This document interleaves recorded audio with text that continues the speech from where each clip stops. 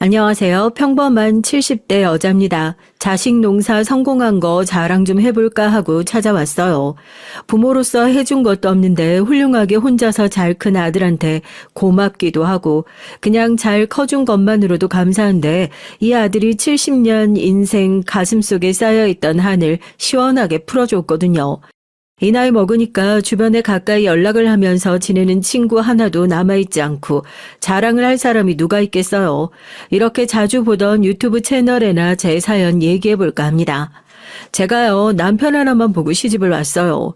요즘엔 40이 가까이 먹고 시집 안 간 아가씨들 많지만 제가 어렸을 때까지만 하더라도 20대 중반만 돼도 슬슬 노처녀 소리를 듣기 시작했을 때였으니까요. 전 30살 가까워져서야 시집을 갔으니 늦어도 한참 늦은 거죠. 제가 그렇게 나이를 다 먹을 때까지 시집을 못 갔던 이유는 딱 하나밖에 없었습니다. 저희 집 살림 미천이었거든요, 제가. 제 밑으로 남동생이 하나 있는데 전 다시 태어난다면 부자로 태어나고 싶지도 대통령으로 태어나고 싶지도 않고 제 남동생으로 태어나고 싶다는 얘기를 많이 해요. 머슴같이 자란 이 큰딸과는 다르게 남동생은 부모님이 금이야 오기야 하면서 키웠거든요. 정확하게 말하면 저까지 셋이 같이 키운 거죠. 옥순아, 아유 이번에 명철이 소풍 가는데 옷 사야 되니까 돈 좀 더 붙여라. 넌 하나밖에 없는 동생이 소풍 가는데 내가 이렇게 돈 달라 소리를 하기 전에 미리미리 돈을 더 붙여야지. 하여튼 넌 가만히 보면 애가 좀 이기적인 구석이 있어. 너 혼자 잘 먹고 잘 살려고 일하러 갔어? 힘들게 지내고 있는 가족 생각도 좀 해야지. 그놈의 명철이. 엄마 자식은 명철이밖에 없어요? 얼마 전에도 명철이 학원 보내야 한다고 돈 붙이라고 했지. 명철이 책 사야 한다고 돈 붙이라고 했지. 왜 나중에 명철이 유학 보내자고 유학비도 대달라고 하겠어. 내가 버튼만 누르면 돈 나오는 자판기인 줄 알아? 뭐? 아이고 기가 막혀. 너 여태까지 내가 먹이고 키우고 입히고 했던 거 그거 돈 내놓으라는 소리 한 적 있어? 그동안 키워줬으면 감사한 줄 알고 가족들을 위해서 희생할 줄도 알고 그래야지. 그게 그렇게 억울해가지고 지금 엄마한테 싫은 소리 하고 있는 거냐? 이래서 자식 키워봤자 소용 하나도 없다. 자식 키워봤자 소용없다고? 내가 자식이긴 해? 이게 자식이야? 머슴이지? 제 나이 또래 여자들이 그렇듯 저도 대학은 꿈도 못 꿨어요. 아직까지 영어로 써져 있는 간판이나 메뉴판은 잘 읽지도 못해요. 부모님한테 뭘 하고 싶다고 말만 하면 척척 나오고 척척 해주는 남동생이 그 당시엔 어찌나 부럽던지요. 나도 다음 생엔 뭐라도 달고 나와서 저렇게 사랑받으면 좋겠다 그런 생각을 하는 거죠. 전 고등학교를 졸업하자마자 바로 일을 하러 공장으로 들어갔어요. 공장에서 일하는 여공들이 돈을 벌어봤자 얼마나 벌었겠어요. 가난한 집에서 태어나면 그게 참 안 좋은 것 같아요. 집안 밥벌이 하는 사람 있으면 기특해 하기는커녕 내가 번 돈, 내 돈, 네가 번 돈도 내 돈 하면서 손을 마구 벌려대니까요.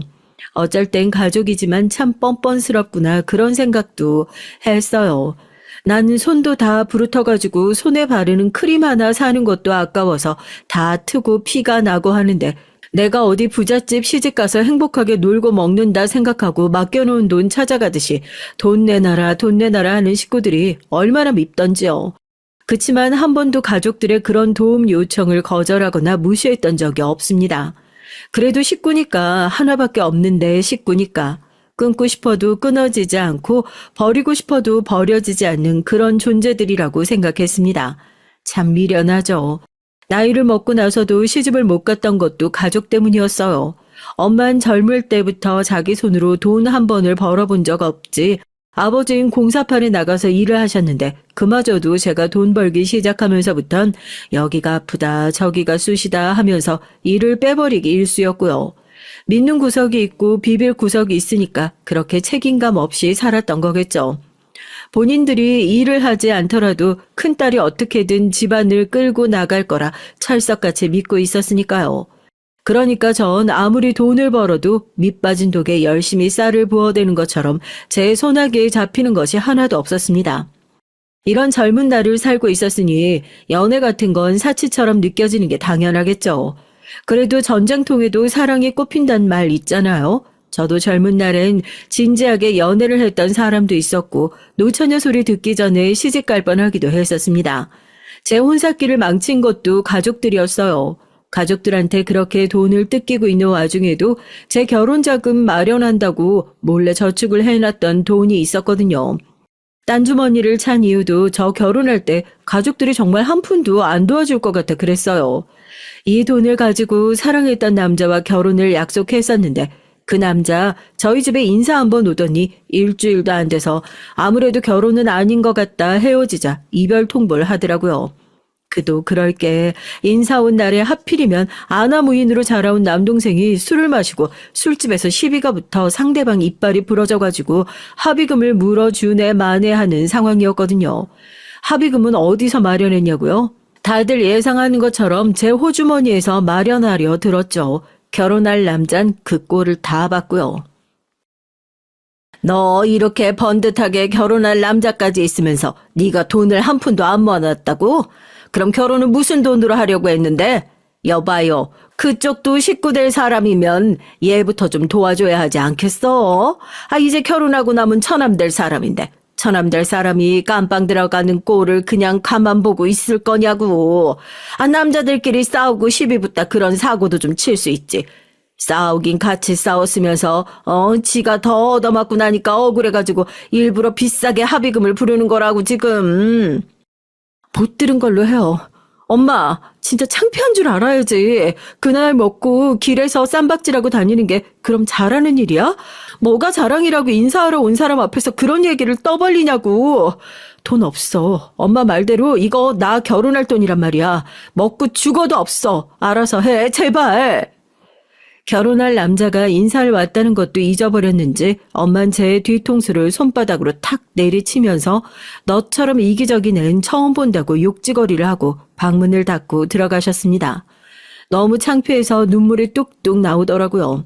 내가 이 집을 나오기 전까진 계속 이 꼴을 보고 살아야겠구나. 순간적으로 비참한 기분이 확 들었어요. 결혼을 하고 나면 이놈의 집구석을 벗어날 수 있을 거라 생각했는데 그것도 쉽지 않았죠. 그렇게 이별 통보를 당하고 그냥 제 처지를 받아들이고 있었습니다. 나는 평생 결혼도 못하고 이렇게 식구들 뒷바라지나 하고 살다 끝나겠구나 하고요. 제가 답답하게 느껴지실 거예요. 식구들이 그 모양으로 생겼으면 하루빨리 집을 나와서 너 혼자라도 살아야 하는 거 아니냐고요. 왜 매 맞고 사는 마누라들이 그 집에서 도망 나오면 그만인데 꾸역꾸역 맞으면서 계속 버티곤 하잖아요. 저도 그런 집에서 계속 그렇게 살다 보니 나는 이렇게 사는 게 당연한 사람이구나. 그냥 그렇게 생각하고 수긍해버리게 된 것 같아요. 미련하기 짝이 없죠. 그렇게 태어난 김에 사는 사람처럼 계속 살다가 정말 우연히 남편을 만나게 됐어요. 같은 회사에 다니곤 있지만 말 한 번 섞어본 적 없는 그런 사람이었죠. 전 오히려 가족 생각 안 하고 이곳에서 일을 할 때 마음의 안정감을 느낄 정도였거든요. 그런데 저랑 똑같은 생각을 하는 사람이 또 있었던 겁니다. 바로 저희 남편이요. 남편을 처음 보게 된 것도 잠시 쉬러 온 공장 뒤편에서 누군가 큰 소리로 통화하는 걸 우연히 듣게 됐어요. 통화 내용이 너무 저 같아서 그래서 눈길이 갔던 거고요. 그놈의 돈, 사고 친 건 그놈인데 왜 뒷수습은 내가 하고 있냔 말이야. 난 충분히 도와줄 만큼 도와줬어. 내가 무슨 연습용으로 태어난 자식이야? 용원이 그 자식이 대체 뭐라고? 버럭 화를 내면서 전화를 끊어버리는 모습이 꼭 저 같더라고요. 얼떨결에 남편과 눈이 마주치고 남편은 여태까지 통화한 내용을 다 들었냐면서 머쓱하게 자기 얘기를 꺼냈습니다. 자기는 평생 동생 뒷바라지만 하고 살았다고요. 세상에 나랑 이렇게 똑같이 사는 사람이 또 있구나 하고 서로 사는 얘기를 하다가 그렇게 친해지게 됐습니다.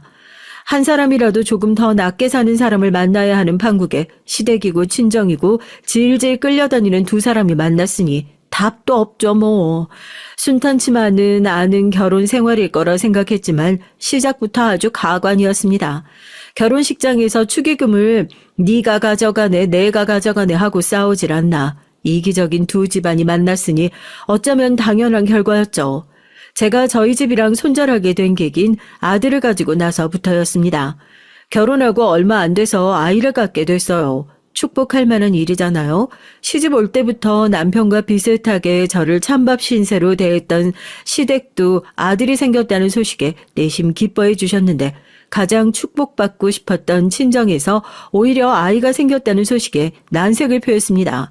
주변 친구들을 보니 아이를 가지면 축하한다고 친정엄마가 이것저것 사주시고 용돈까지 주신다는데 저희 친정엄만 한 번도 손주를 위해 뭘 해주신 적도 없으세요.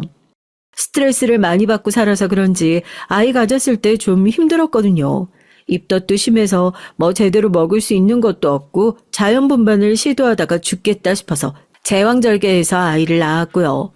그래도 애 품에 안으니까 저도 모르게 눈물이 줄줄 나고 내가 얘를 보려고 그동안 죽도록 고생했다고 생각하니까 마음이 다 풀어지는 느낌이더라고요. 산후조리원도 원래 안 들어가려고 했던 걸 병원에서 아무래도 몸 제대로 푸는 게 좋을 것 같다 먼저 얘기를 해서 들어간 거예요. 셀쭉한 성격의 시어머니도 제가 애 낳으면서 고생한 거 아니까 오셔서 수고했다 한마디 건네고 가시는데 정작 저희 친정엄마요. 애 낳을 땐 와보지도 않고 산후조리원 들어간 지 며칠 안 돼서 한다는 소리가 돈 좀 있네요. 잘난 제 동생이 또 사고를 친 거죠.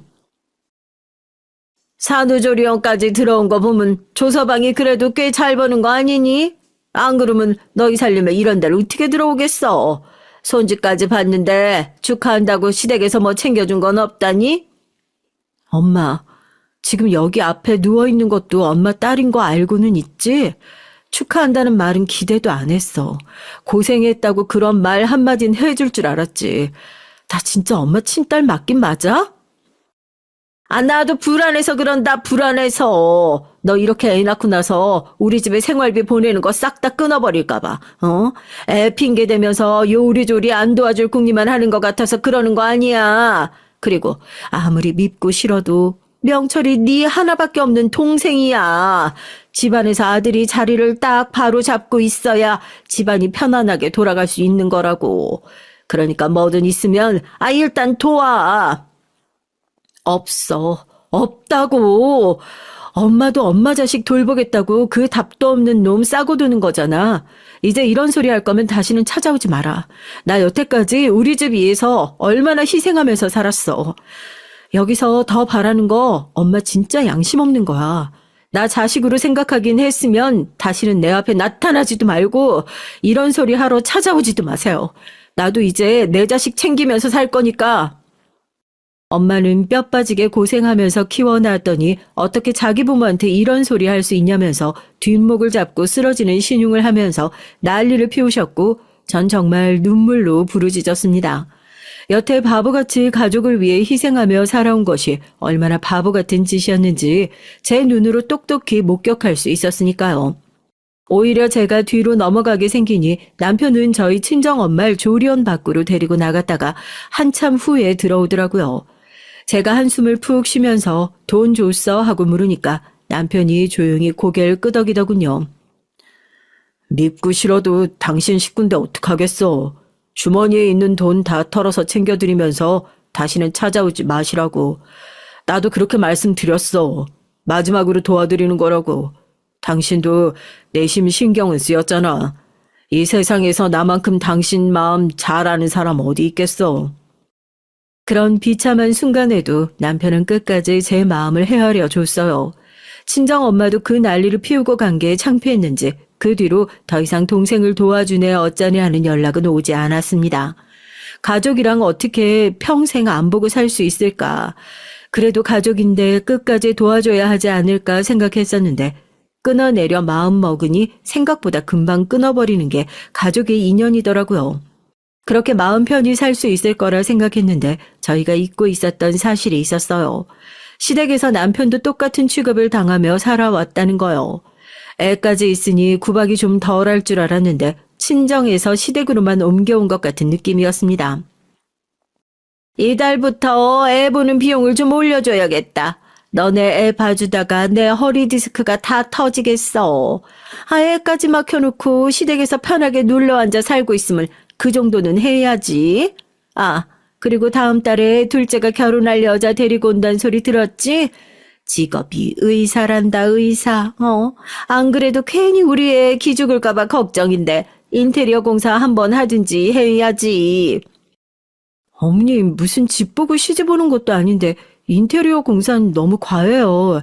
애 봐드리는 비용에 생활비까지 해서 저희 월급엔 정말 최대한으로 해드리고 있는 건데 모자라다고 하시면 없는 살림에 결혼하고 애부터 가진 저희 잘못도 있죠. 도저히 나가서 살면서 제가 일을 관두고 애까지 돌볼 형편이 되지 않아서 애 낳고 몸도 제대로 다 못 풀고 다시 나가서 일을 시작했고 시댁에서 결혼 생활하면서 시어머니께서 제가 일을 나가는 동안 아이를 돌봐주시기 시작했습니다. 무급으로 봐주시는 것도 아니었어요. 나이 드신 시어머니한테 애를 덜렁 맡겨놓고 나가는 것이 죄송스러워서 애 봐주시는 값이며 생활비며 돈도 꼬박꼬박 냈습니다. 돈이 수중에 모일 틈이 없었죠. 뻑하면 저렇게 5만 가지 핑계를 대면서 돈이 모자라다 돈을 더 달라 요구를 하셨으니까요. 다 박차고 나가버리기엔 겁이 너무 났거든요. 그렇게 힘든 생활을 이어갔어요. 그런데 어머님 눈에 성에 안 차는 며느린 저 하나뿐이었나 봐요. 시어머니한테 예쁨 받고 싶어서 시집 온 건 아니었지만 막상 동서가 들어오고 나서 귀한 며느리처럼 아끼고 예뻐하시는 모습을 보니까요. 그게 참 그렇게 서러울 수가 없더라고요. 남편이 평생을 차별받고 자랐었는데 마누라까지 동서한테 밀리는 모습을 보면 얼마나 속이 상할까 미안하기도 하고 남편은 또 남편대로 자기 때문에 제가 이런 취급 받으면서 사는 것 같아서 맨날 미안해만 하고 다 서로 자기 탓하면서 그렇게 살았습니다. 똑같은 며느리인데 시어머니 눈에 의사 며느린 귀한 며느리, 공장 다니는 며느린 천한 며느리 그렇게 보였나 봐요. 더 억울한 건 동서도요. 자기가 시댁에서 귀하게 예쁨 받은 걸 아니까 절 은근히 무시하는 티를 내더라고요. 동서한테 이런 말 쓰고 싶진 않지만 너무 여시 같아서 화가 났습니다. 누가 그래요. 맞이는 하늘이 내리는 거라고요. 저나 남편이나 그 말이 죽기보다 더 싫었습니다. 부릴 놈이 여럿이면 한 놈한테만 꼭 멍해고 굴레고 씌워주는 거라고 시어머니가 입에 달고 사시던 말이었거든요. 네가 맞으니까 내가 널 믿으니까 그래서 제사도 바쁜 의사 며느리한텐 시키지도 않고 저만 그렇게 불러내서 잡들이를 하셨어요. 동선 더 꼴보기가 싫은 거죠. 차라리 아예 무시라도 했으면 그냥 얌체처럼 일만 안 하는 며느리였으면 제가 대놓고 미워하고 싫어하기라도 했을 텐데 그냥 동서 옆에 있으면 제가 한없이 작아지고 모자란 사람이 되는 것 같았습니다. 형님, 아무래도 저 이번 설에도 음식장만 못할 것 같아요. 병원에 워낙 일이 많아가지고 어머님한텐 얘기를 해뒀었는데 아무래도 형님이 서운해하실 것 같아서요. 이거 받으세요. 좀 넉넉하게 챙겼거든요. 음식 장만하시는데 보태시고 남은 건 형님 쓰세요. 저 이걸로 차례 못 지내는 거 퉁 쳐주시는 거죠? 너무 미워하지 마세요. 바쁜 걸 어쩌겠어요. 매번 그렇게 미꾸라지처럼 차례며 제사며 번번이 빼먹으면서 꼭 저한테 돈 봉투를 내밀더라고요. 사는 게 어려운 걸 아니까 그러는 거예요. 그 돈 거절하지 못하고 받을 거 뻔히 아니까요. 동서한테 고맙다는 소리 할 때마다 어찌나 자존심이 상하던지요. 마음속으론 하나도 고맙지가 않은데 천진난만하게 돈 봉투를 내밀던 의사 동서가 너무너무 밉고 싫었습니다. 이거 봐라. 둘째네 집에서 과일을 이렇게 크고 좋은 걸 보내주셨어. 지난번에 선물해주신 버섯도 그냥 아주 잘 먹었는데 어쩜 이렇게 절마다 예쁜 것만 골라가지고 챙겨주시는지. 하여튼 며느리 복이 영 없는 건 아닌가 보다. 아이고. 얘 뭐하고 있어? 과일 깎아가지고 내와라. 어머님, 진짜 해도 해도 너무하시는 거 아니에요? 저도 똑같은 며느리예요. 왜 저만 그렇게 미워하세요? 제가 공장에서 일해서 어디 가서 자랑도 못하는 그런 모자란 며느리라 그러세요? 네, 저희 친정 짐덩어리 같은 분들이라서 시집 와서 연락도 안 하고 그렇게 살아요. 그래서 저 친정 모자라서 하는 거 없다 소리 듣기 싫어가지고 철마다 좋은 거 있으면 제일 먼저 어머님한테 보냈어요. 그런데 어머님 저한테 고맙다 소리 한마디도 안 하셨잖아요. 저도 동서처럼 똑같이 잘했어요. 동서보다 어머님한테 더 잘했어요. 그런데 왜 저만 미워하세요? 왜? 오랜 세월 마음에 안고 살면 병이 난다고 하잖아요. 그의 명절에도 똑같이 선물을 했는데 동서가 사과 한 박스 선물을 하면 저는 배 두 박스를 가지고 오는 그런 며느리였는데 저한텐 고맙다 소리 한마디도 하지 않고 멀뚱 서 있는 저한테 과일 깎아오라 시키시는 어머님이 너무 원망스러워서 저도 빽하고 소리를 질렀습니다. 시어머니가 귀 떨어지게 뭐 하는 짓이냐면서 저한테 불같이 화를 내셨죠. 참고 참다가 겨우 한마디 한 건데요. 이게 미쳤나? 어디 시어머니한테 언성을 높여? 그래, 네가 모자라 그런다. 어? 똑같이 생겨 먹었어야 똑같이 예뻐해 주든지 말든지 할 거 아니야.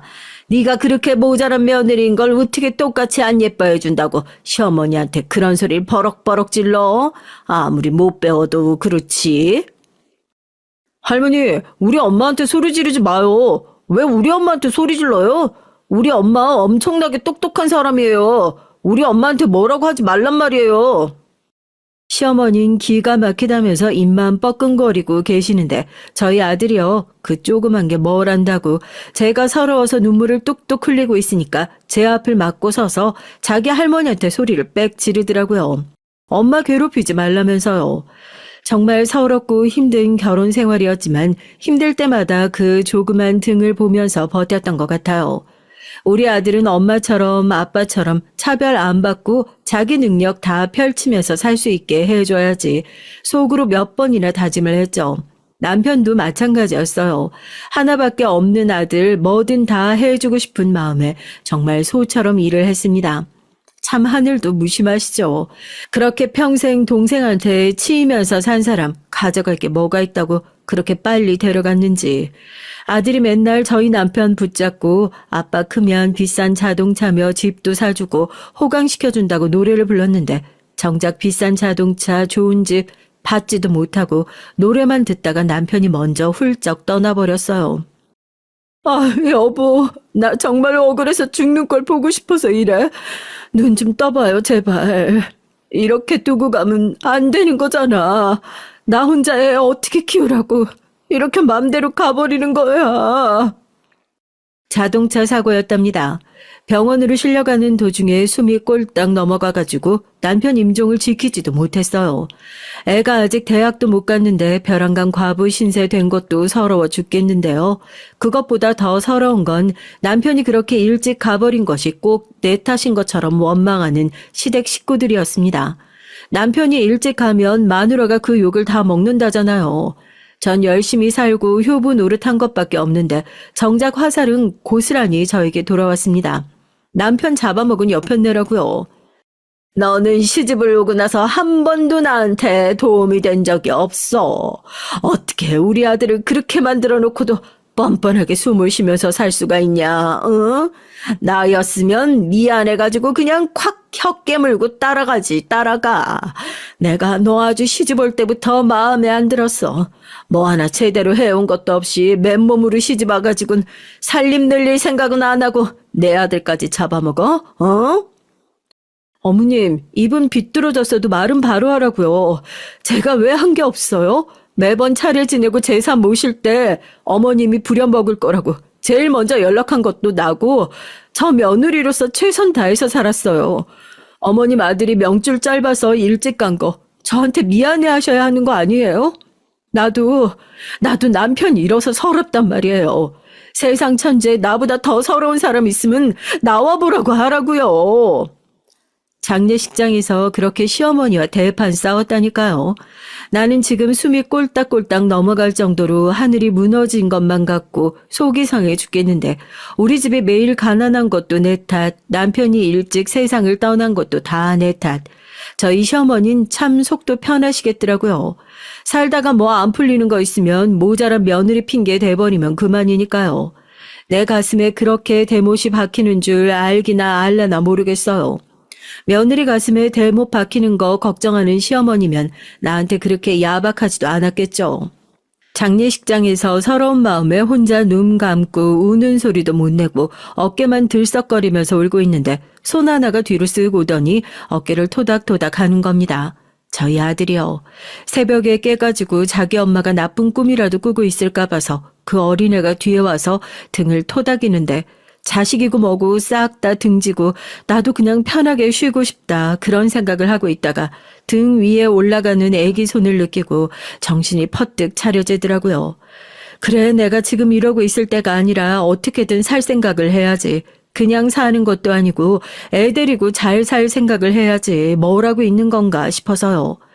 고등학생이 된 아들이 장례식장에서도 자기 엄마한테 큰 소리 치는 사람들 가만 안 놔두겠다고 저 막아서고 소리 지르는데, 그래, 얘는 어떻게든 지 엄마 살려볼 생각을 하는데 엄마란 인간이 아들 두고 쉬고 싶다는 생각이나 하고 참 한심하다 하고 정신이 퍼뜩 차려지더라고요. 큰 꿈도 아니잖아요. 이제 세상에 남편을 기억할 수 있는 거라곤 아들 하나 남았는데 그 아들이랑 둘이서 손맛 붙잡고 잘 살아봐야겠다 마음 먹는 것이 그렇게 대단한 꿈도 아닌데 그거 하나 이루기가 참 힘들더라고요. 그래도 남편이 마누라랑 아들 혼자 남겨놓고 먼저 가버린 게 굉장히 미안했는지 사고로 나온 보험금이랑 위로금이 꽤나 컸어요. 이 돈이면 그래도 아들 대학까지 보내는 건 어려움이 없겠다 싶어서 참 염치 없게도 안도하고 있었는데 세상에 기어이 그 돈까지 뺏어 가더라고요. 시어머니가 그랬냐고요? 아니요, 서방님이요. 49제도 안 지났는데 공증받은 계약서라고 뭔 계약서 하나 들고 와가지고는 제 앞에 턱하니 내미는 겁니다. 그 내용을 읽어보니까 말도 안 되는 소리예요. 남편 앞으로 들어놓은 보험금이니 뭐니 그거 동서 새 병원 얻는데 보태겠다고 약속을 했대요. 아, 서방님, 아무리 그래도 이건 아니죠. 제가 아무리 못 베어먹고 무식하다고 하더라도 우리 남편이 자기 마누라랑 아들을 세상에서 제일 소중하고 끔찍하게 생각하는 사람이 마누라랑 아들한테 돈 돌아가는 것도 아니고 자기 재수 씨한테 돈 보태겠다고 계약서를 쓰겠어요? 말이 되는 소리를 하셔야죠. 아직 이 사람은 49제도 못 지냈어요. 이딴 가짜 문서 들고 와가지고 들이미는 게 양심은 있으세요? 서방님은 하늘이 무섭지도 않아요? 동서, 아무리 그래도 이건 아니지. 형님, 저희라고 이거 내밀면서 마음 편하겠어요? 얘기를 들어보니까 아주버님이 이 사람한테 돈을 꾼 게 있어가지고 나중에 혹시라도 보험금이 나오면 그 돈으로 갚겠다고 약속을 하셨다고 그러던데요. 일 더 크게 만들지 말고 조용히 처리하자고요. 원래 가족끼리 돈 문제는 더 확실하게 해야 한다. 이런 얘기도 있잖아요. 저희라고 이런 소리 하면서 마음 편하겠어요? 이거 우리 아버지 필체도 아닌 것 같은데 작은 아버지가 어디 문서 위조로도 하신 거 아니에요? 우리 아버진 절대로 이런 말도 안 되는 계약서에 도장 찍으실 분이 아니라고요. 조그만 놈이 뭘 안다고 어른들 얘기에 끼어들어. 내가 뭐가 아쉬워서 이딴 문서를 위조하겠냐고. 야 이놈아, 이것도 니네 아버지가 다 쓴 거고 이 밑에 니네 아버지 도장도 떡하니 찍혀있는데 어디 와서 발뺌을 하려고 그래? 형수님, 내가 이런 어린애한테 도둑놈 취급이나 받으면서 그렇게 살아야겠어요? 내가 뭐가 아쉬웠어요? 진짜로 법정 가서 크게 한번 다퉈보시겠어요? 계약서를 뺏어들고 몇 번이나 확인했지만 아무리 봐도 남편 필체라고 하긴 어딘가 어색하고 부자연스러운 게 있었어요. 지금 같았으면 제대로 시시비비를 가려보자고 경찰서에 서방님을 끌고 가서 난동을 피웠겠지만 그때 제가 너무 무식하고 아는 것도 하나 없고 마음만 약해서 있을 때라 손을 쓸 도리가 없더라고요. 부자인 동서네가 변호사까지 어디서 데리고 와가지고 그 변호사가 판례를 설명해 준답시고 매일같이 문을 두드리고 협박을 해대는데 당장이라도 그 돈을 안 내놓으면 집이고 뭐고 다 빼앗아 가버릴 거라고 그런 식으로 사람을 겁박하고 하니까 결국에 그 돈을 내어주고 말았습니다. 장례식 때 들어온 돈은 남편 장례 치르라고 고스란히 다 빠져나가고 혼자서 죽어라 일을 해서 아들 뒷바라지를 해야 하는 상황이 얼마나 서럽고 힘들던지요. 그래도 아들 키워야 하니까 자기 아버지 닮아서 머리 똑똑하고 잘난 내 자식 대학은 보내야 하니까 매일같이 바늘로 허벅지를 쿡쿡 찌르는 심정으로 겨우겨우 눈물 참으면서 매일같이 일을 나갔습니다. 그 와중에 동선 그렇게 뺏어간 돈으로 번지르르한 병원을 짓고 원장님 소리 들어가면서 살고 있는 꼴을 보니 속이 상해 죽겠더라고요. 내가 돈이라도 많았으면 이놈의 며느리짜리 때려치우고 진작에 아들 데리고 나가서 살았을 텐데 당장 먹고 살 데 없어지면 비빌 구석이 시댁 하나밖에 없는 터라서 마음이 더 골마 터졌죠. 엄마, 나 합격이래요. 고려대 법대에 합격했다고요. 내가 꼭 검사돼서 작은 아버지랑 작은 어머니랑 제대로 죄값 치를 수 있게 할 거예요. 우리 이제 억울할 일 없어요, 엄마. 세상에, 우리 아들 너무 잘했다. 진짜로 잘했어. 하늘에서 아버지도 보고 얼마나 자랑스러워 하실까. 대학 가서 호강시켜주겠다고 아들이 그런 소리를 하면 좀 기다려줄 것이지. 그런 제 인생에도 유일한 희망이 있었다면 그건 바로 저희 아들이었습니다. 어렸을 때부터 똘똘해가지고 영재 소리 들으면서 자랐던 앤데 그때 아버지 장례 치르고 자기도 속으로 뭔가 느낀 게 있었는지 저한테 힘든 내색, 슬픈 내색 한 번을 안 하고 조용히 공부만 하더라고요. 너 대체 뭐가 되고 싶어서 그렇게 공부를 열심히 하냐 물어봤더니 자기는 법대 들어가서 검사를 하고 싶다고 그래요. 깜짝 놀랐죠. 왜 되고 싶냐 그러니까 장례식 때 우리가 힘이 없어서 당하고 있는 모습 보고 너무 억울했다고. 그래서 다시는 안 당하고 살고 싶어서 제일 높은 자리 한번 올라가야겠다고 그러더라고요. 엄마한테 원망스러운 내색 한 번을 안 하더니 참 바르게도 커줬구나 고맙기만 했죠. 아들이 고려대 법대에 합격했으면 현수막을 걸어도 모자랄 판국인데 이게 참 돈이 없고 가난하면 마음이 다친다고요. 자랑스러운 아들 등에 업고 대학까지 가는 꽃길을 깔아주고 싶은 것이 엄마 마음인데 제 마음은 그저 무겁기만 했습니다. 하필이면 딱 그 시기에 퇴근길에 발을 접질리면서 일을 쉬고 있었고 당장 수중에 있는 돈으로 등록금을 납부하긴 택도 없었거든요. 대학 갈 생각에 잔뜩 들떠있는 아들을 보는데 마음이 무거워서 잠을 이룰 수가 없었습니다. 돈 때문에 아들의 꿈을 꺾고 싶진 않았지만 지금 당장 그 꿈을 이뤄줄 수 있는 뾰족한 수도 없어서요. 같이 일을 했던 회사 동료며 이런저런 사람들한테 연락을 다 돌려봤지만 다들 어렵게 사는 건 마찬가지고 미안하다는 말을 하면서 전화가 마무리되고 말았습니다. 조용히 통화를 한다고 했는데 아들이 옆에서 그걸 다 듣고 있었나 봐요. 아들한테만큼은 이 힘든 사정을 들키고 싶지 않았는데 말이에요. 엄마, 나 당장 대학 안 가도 괜찮아. 머리 좋은 게 어디 도망가는 것도 아니고 공부 조금 더 하고 나가서 아르바이트도 좀 하다가 등록금 낼 돈 모이면 그때 대학 가면 되지. 고려대 법대까지 합격했다고 과외 구한다고 써붙여 놓으면 자기 자식 가르쳐달라고 줄을 설걸. 딱 1년만 과외 열심히 해도 대학 등록금은 충분히 나올 테니까 걱정하지 마세요. 미안해. 내가 사정도 모르고. 네가 미안하긴 왜 미안해. 엄마가 미안하지. 아무것도 해준 것도 없는데. 걱정하지 마. 엄마가 무슨 수를 써서라도 네 대학은 꼭 보내줄 테니까 절대로 걱정하지 마. 아무래도 너희 작은 엄마한테 한번 다녀와야겠다. 원래 곳간에서 인심 나는 법이라고. 네 작은 엄마가 우리 집에 빚진 것도 있으니까 양심이라는 게 있는 사람이면 네 등록금 정도는 그냥 내주겠지. 엄마, 그럼 나도 같이 가요. 내 대학 등록금 부탁하러 가는 건데 엄마 혼자 가는 건 말이 안 되지. 돈 빌릴 사람이 가서 부탁드리는 게 그게 도리인 것 같아. 같이 가요. 그때 머릿속에 동서가 딱 생각이 나더라고요. 참 웃기죠. 제 상황을 이렇게 만든 것도 동서인데 그 당시에 도움을 청할 수 있는 유일한 게 동서밖에 없다는 게요. 부탁을 하러 가는 와중에도 자존심이 그렇게 상해가지고 집에서 제일 좋은 옷이며 결혼하고 나서 선물 받은 목걸이에 반지까지 다 하고 그렇게 동선의 집 문을 두드렸습니다. 끝까지 너는 안 따라와도 된다고 그냥 집에 있으라고 했는데 아들이 뭐가 걱정이 됐는지 몰라도 저랑 같이 가겠다고 먼저 나섰어요. 어머 형님, 이 시간에 연락도 없이 어쩐 일이세요? 어머 너도 같이 왔니? 얘기 들었다. 좋은 대학 합격했다면서.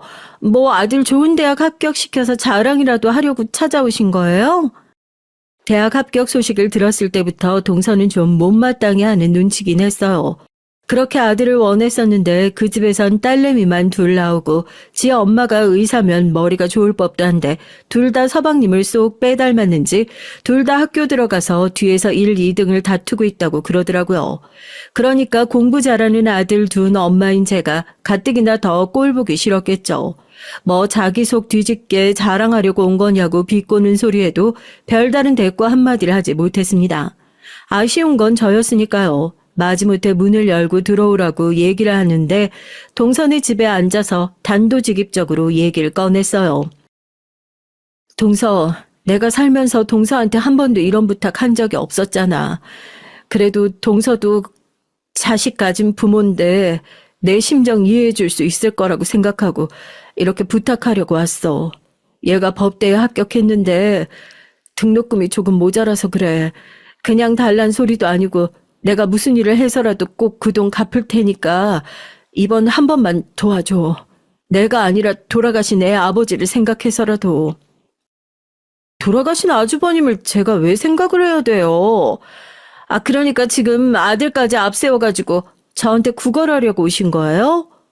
근데 어떡해요? 세상이 원래 그런 법이에요, 형님. 돈이 없으면 애 대학 못 보내는 거지. 원래 돈 없는 사람들 꿈 많이 포기하고 살아요. 아니, 그렇게 가난한 집에서 나와가지고 좋은 꿈 꾸면서 사는 게 그게 오히려 사치 아니에요? 사치는 부리지 마셔야죠, 형님. 아니, 동서, 어떻게 그런 소리를 할 수가 있어. 내 남편 그렇게 되고 나서 남편이 물려준 돈 10원짜리 한 장까지 동서네가 탈탈 털어가서 이렇게 잘 살고 있으면 최소한 양심은 있어야 되는 거 아니야? 진짜로 이런 식으로 우리 대하면 먼저 간 우리 남편한테 천벌 받아, 천벌. 저도 열이 받아가지고 동서를 확 밀치고 큰 소리를 냈어요. 그냥 달라는 소리도 아니었고 그 돈 없어도 아무런 해도 없는 거 뻔히 알고 있는데 그렇게 좋은 사정에서도 저한테 도움의 손길 한번 내미는 게 싫다고 모질게 말하는 동서가 너무 미워 죽을 것 같더라고요. 아들이 둘이 맞다툴까 싶어서 말리고 있는데 아들이 말릴 새도 없이 동서가 자기 앞에 있던 물잔을 저한테 확 끼얹어 버렸습니다. 이번엔 아들이 열이 받아서 지금 뭐 하시는 거냐고 손을 번쩍 올리니까 동서가 빽 소리를 질러요. 넌 검사되고 싶다는 애가 네 작은 엄마 얼굴에 어디 손을 대려고 그래? 꼭 검사해야지만 철장 갈 수 있는 줄 알아? 내가 당장이라도 신고해서 너 콩밥 먹게 해줄까? 앞길 막아줘. 뭐 거지 새끼들이 와서 구걸을 하고 있어. 당장 내 집에서 안 나가? 동서, 진짜로 사람이 그렇게 못되게 사는 거 아니야. 진짜 후회할 거야. 아니, 내가 꼭 후회하게 만들어줄 거야. 네, 그러세요. 후회하게 만드시든 뭘 하든 형님 마음대로 하시고요. 자식 앞세워서 구걸하러 오실 거면 다시는 저 찾아오지도 마세요. 100번을 오든 1000번을 오든 절대 안 도와줄 거니까. 그 와중에도 제 자식한테 혹여나 해코지라도 할까봐 그게 무서워서 아들 손을 꼭 붙잡고 그 집에서 나왔습니다. 거의 쫓겨난 거나 다름없었죠. 아들은 화가 나서 그놈의 대학 안 가면 그만이라고 씩씩거리고 전 이런 꼴을 가장 보여주기 싫었던 사람한테 보여주는 것 같아서 너무 쪽팔리고 저 스스로한테 화가 너무 나는 겁니다. 이렇게 못난 엄마 밑에 괜찮은 자식이 태어나서 고생만 하는 것 같고요. 저 때문에 아들이 꿈을 포기하게 되는 것 같아서 열이 받고 억울해 죽을 것 같고요. 그래서 저희 아들 대학 못 갔냐고요? 아니요, 갔어요. 어떻게 갔나 싶으시죠? 다시는 찾아가기 싫었던 친정에 제 발로 찾아가서 그동안 내가 생활비며 뭐며 갖다 바친 돈을 내놓으라고 아주 깽판을 쳤습니다. 한 번도 큰 소리 내지 않고 고분고분하게 살았던 착한 장녀였는데 돈 안 줄 거면 배라도 째라고 난리를 치니까 뭔 일이냐 물으시더라고요. 엉엉 울면서 아들 등록금이 없다고 똑똑한 애인데 대학도 못 보내는 못난 부모 되기 싫다고 한풀이를 한참 했어요. 아무 말도 없던 친정엄마가 한 번도 저한테 뭐 해준 적이 없던 친정엄마가 그 말 한마디에 방에 들어가서 장롱을 한참 뒤지더니 통장이랑 도장을 저한테 툭 던지더라고요. 친정엄마가 저 도와주실 거라고 생각을 못하고 있었는데 얼떨떨하게 통장을 받아드니까 엄마가 저한테 그럽니다. 너 도와주는 거 아니고 조서방한테 빌린 돈 갚는 거라고요. 너 조리원 찾아갔다가 문전박대 당한 날 그때 조서방한테 받은 돈에다가 이자까지 쳐서 갚는 거다. 넌 나이가 몇인데 아직도 자식 키우면서 울 일이 그렇게 없어. 그거면 애 졸업까지 시킬 등록금은 넉넉하게 될 거다. 너야말로 이렇게 부모한테 우는 걸 보일 거면 아유 다시 찾아오지 말어. 고맙다고 몇 번이나 고개를 꾸벅 숙여가며 인사를 하고 통장을 들고 나왔어요. 친정 엄마에 대한 미운 마음이 가득했었는데 그래도 정작 자식이 다 죽게 생기니까 손 내밀어주는 건 엄마밖에 없구나 싶어서 너무 고맙고 그래도 자식 대학 보낼 수 있다는 생각이 드니까 참 다행이다 싶어요. 그렇게 아들이 극적으로 대학을 가게 됐고 저도 다시 일을 시작하면서 아들 아르바이트 한 번을 안 시켰어요. 과외든 아르바이트든 그런 거 할 시간 있으면 차라리 책 한 자를 더 읽으라고 그랬죠. 고생을 하는 건 나로도 충분하다. 아들은 절대 그 고생을 시키지 않아야겠다. 꼭 결심을 했으니까요. 그렇게 아들 사법고시 준비하는 중에도 제가 나가서 일하면서 뒷바라지 다 했습니다. 아들은 미안해서 죽으려고 그러죠. 자기가 하루라도 빨리 시험에 합격해야 엄마 고생을 안 시킬 수 있는데 재수에 삼수까지 하면서까지 합격을 못하고 있어서 죄송하다고요. 그렇게 1, 2년 공부해서 금방 될 시험이었으면 괜히 뒤에 사자가 달리겠냐고 아들을 위로하면서 매일같이 마음속으로 빌었습니다. 잘했어. 정말 잘했어 내 새끼. 엄마 네가 꼭 해낼 거라고 믿고 믿었어. 우리 아들. 그리고 결국 아들은 당당하게 시험에 합격해서 검사 임명장을 받아들게 됐습니다. 그 임명장을 받기까지 저와 아들이 얼마나 고생하면서 지냈는지 예나 저나 잘 알고 있으니까 뜻깊고 벅찬 마음을 숨길 길이 없더라고요. 어디 좋은 데로 붙여줄 만한 연줄도 없는데 자기 혼자 열심히 고군분투한 덕분에 5년 만에 검사들이 다들 들어가고 싶어서 난리라던 중앙지검에 들어가게 됐어요. 하루는 아들이 집에 와가지고 저한테 할 말이 있다면서 부르더라고요. 얘가 뭐 결혼할 여자라도 데리고 오려고 이러나 분위기를 잡나 싶었는데 저한테 자긴 20년 전에 복수를 꼭 해야겠답니다. 복수라니 갑자기 뜬금없이 그게 뭔 소리야. 우리가 척지고 산 사람이 어디 있다고. 엄마, 나 검사된 이유 딱 하나밖에 없어요. 돌아가신 우리 아버지의 억울한 마음 풀어드려야죠. 검사가 돼서 더 많은 것들 보고 나니까 보이더라고요. 엄마, 그때 작은 아버지가 들고 왔던 계약서 혹시 아직 가지고 있어요? 어디다 안 버렸지? 그거 나 좀 주세요. 그 계약서야 당연히 가지고 있지만 벌써 20년 전에 다 끝난 일을 네가 무슨 수로 다시 들춰낸단 말이야. 아설아, 혹시라도 너 잘못되면 엄마 진짜 제명에 못 살아. 다 잊어버리자. 엄마, 내가 다른 건 다 잊어도 그날 엄마가 거지 취급 당하면서 물까지 맞아갔던 건 잊혀지지가 않더라고. 그 와중에도 내 걱정만 하는 엄마한테 미안해서 난 어떻게든 그 사람들이 죗값 받게 해야겠어요. 혹시라도 그딴 인간들도 식구라고 감싸려고 드는 거면 그러지 마세요. 난 절대로 봐줄 생각 없으니까요. 그 인간들 엄마 앞에서 무릎 꿇고 제대로 사과하게 만들 거예요, 내가. 아들이 집에 와선 뜬금없이 20년 전에 절 물먹이게 했던 그 계약서를 좀 보여달라고 하더라고요. 저도 당연히 억울한 마음에 어떻게 할 수 있는 거 아니었지만 그 계약서를 잘 놔두고 있었거든요. 혹시라도 검사가 돼서 앞으로 이름 밝혀야 하는 아들 앞길에 똥물이라도 튈까봐 엄만 이제 진짜 억울한 거 하나 없다. 아무것도 안 해도 된다 했는데 기어이 아들은 그걸 들고 엄마 억울함을 풀어주겠다고 집을 나섰습니다. 벌써 20년이나 지난 일이라서 지가 아무리 검사 딱지를 달고 있더라도 설마 뭐 할 수 있겠어 생각했는데 며칠 후 아들과 집에서 밥을 먹고 있는데 누가 다급하게 문을 두드리더라고요. 바로 서방님과 동서였습니다. 갑자기 뜬금없이 우리 집에 무슨 일로 찾아왔냐 하고 문을 열자마자 둘이 아주 사색이 돼가지고 제 앞에 무릎 꿇고 비는 것이 아니겠어요? 형님, 정말 진짜로 잘못했어요. 형님 제발 한 번만 용서해 주세요. 다시는 안 그럴게요. 네? 저나 이 사람이나 그 병원 망하고 나면 정말 깡통 차요. 아직 대출금도 다 못 갚았단 말이에요. 그리고 저는 정말 끝까지 말렸어요. 아, 그 짓도 이 사람이 다 하자고 한 짓이에요. 당신 미쳤어? 내가 언제 그러자고 했어? 당신이 절대로 걸릴 일 없다고 하면서 문서 위조니 뭐니 다 당신 머리통에서 나온 아이디어잖아. 이제 와서 혼자 살겠다고 내빼는 거야 뭐야. 형수님, 저 이 사람이랑 이혼하고 평생 형님한테 속지 않은 마음으로 살겠습니다.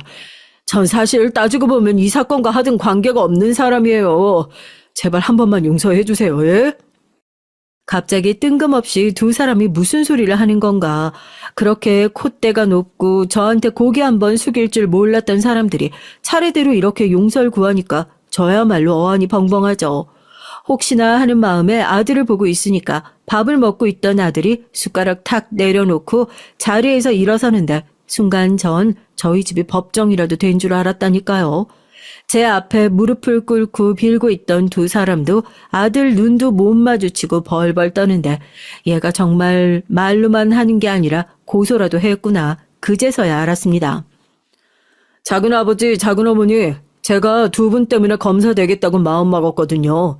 법정에 있잖아요. 못된 놈들이 죄다 똑같은 얘기를 해요. 한 번만 용서해 주세요, 검사님. 한 번만 봐주시면 다시는 그러지 않고 살게요. 그리고 나서 그놈들요, 몇 년 있다가 또 죄 짓고 들어와서 똑같은 소리예요. 다신 안 그러겠다고. 한 번만 봐달라고요. 제가 그래서 나쁜 놈들이 하는 약속 절대로 안 믿거든요. 다시는 안 그런다고요? 다시는 그러지 말고 사세요. 두 분이 어떻게 살든지 간에 난 관심도 없고 우리 아버지 어머니 억울한 거 풀어드리는 거니까요. 선처 없습니다. 돈도 많으신데 비싼 변호사 한번 섭외해 보시든가요. 저 이기려면 변호사들 한 트럭 데려와도 소용없긴 하겠다만요. 그리고 나서 아들이 저한테 설명을 해주는데 아주 기가 막혀요. 설마 의심은 하고 있었지만 필적 감정이니 뭐니 맡겨보고 나니까 이 계약서 자체가 완전히 가짜로 작성된 계약서라고 하더라고요. 도장도 훔쳐다가 찍은 거고요. 심지어 그 당시에 동서가 절 협박하려고 섭외했던 변호사까지 찾아내서 제대로 된 증언까지 받아둔 상태로 두 사람을 고소했다고 하는 겁니다. 그것뿐이게요. 복수엔 원래 비싼 이자가 붙는 법이라고 그동안 동서가 병원에서 해왔던 불법 시술과 관련된 먼지들까지 한 톨도 남김없이 탈탈 털어서 두 사람이 아주 나락으로 떨어지기 직전이더라고요. 설마 그럴까 의심은 했었지만 까보고 나니 정말 나쁜 놈들이라는 걸 깨닫고 저도 용서의 용자도 꺼내기가 싫어졌습니다. 아들 훌륭하게 잘 키운 덕분에 남편 억울함 이렇게 풀 수 있구나. 다행이더라고요. 양심도 없지.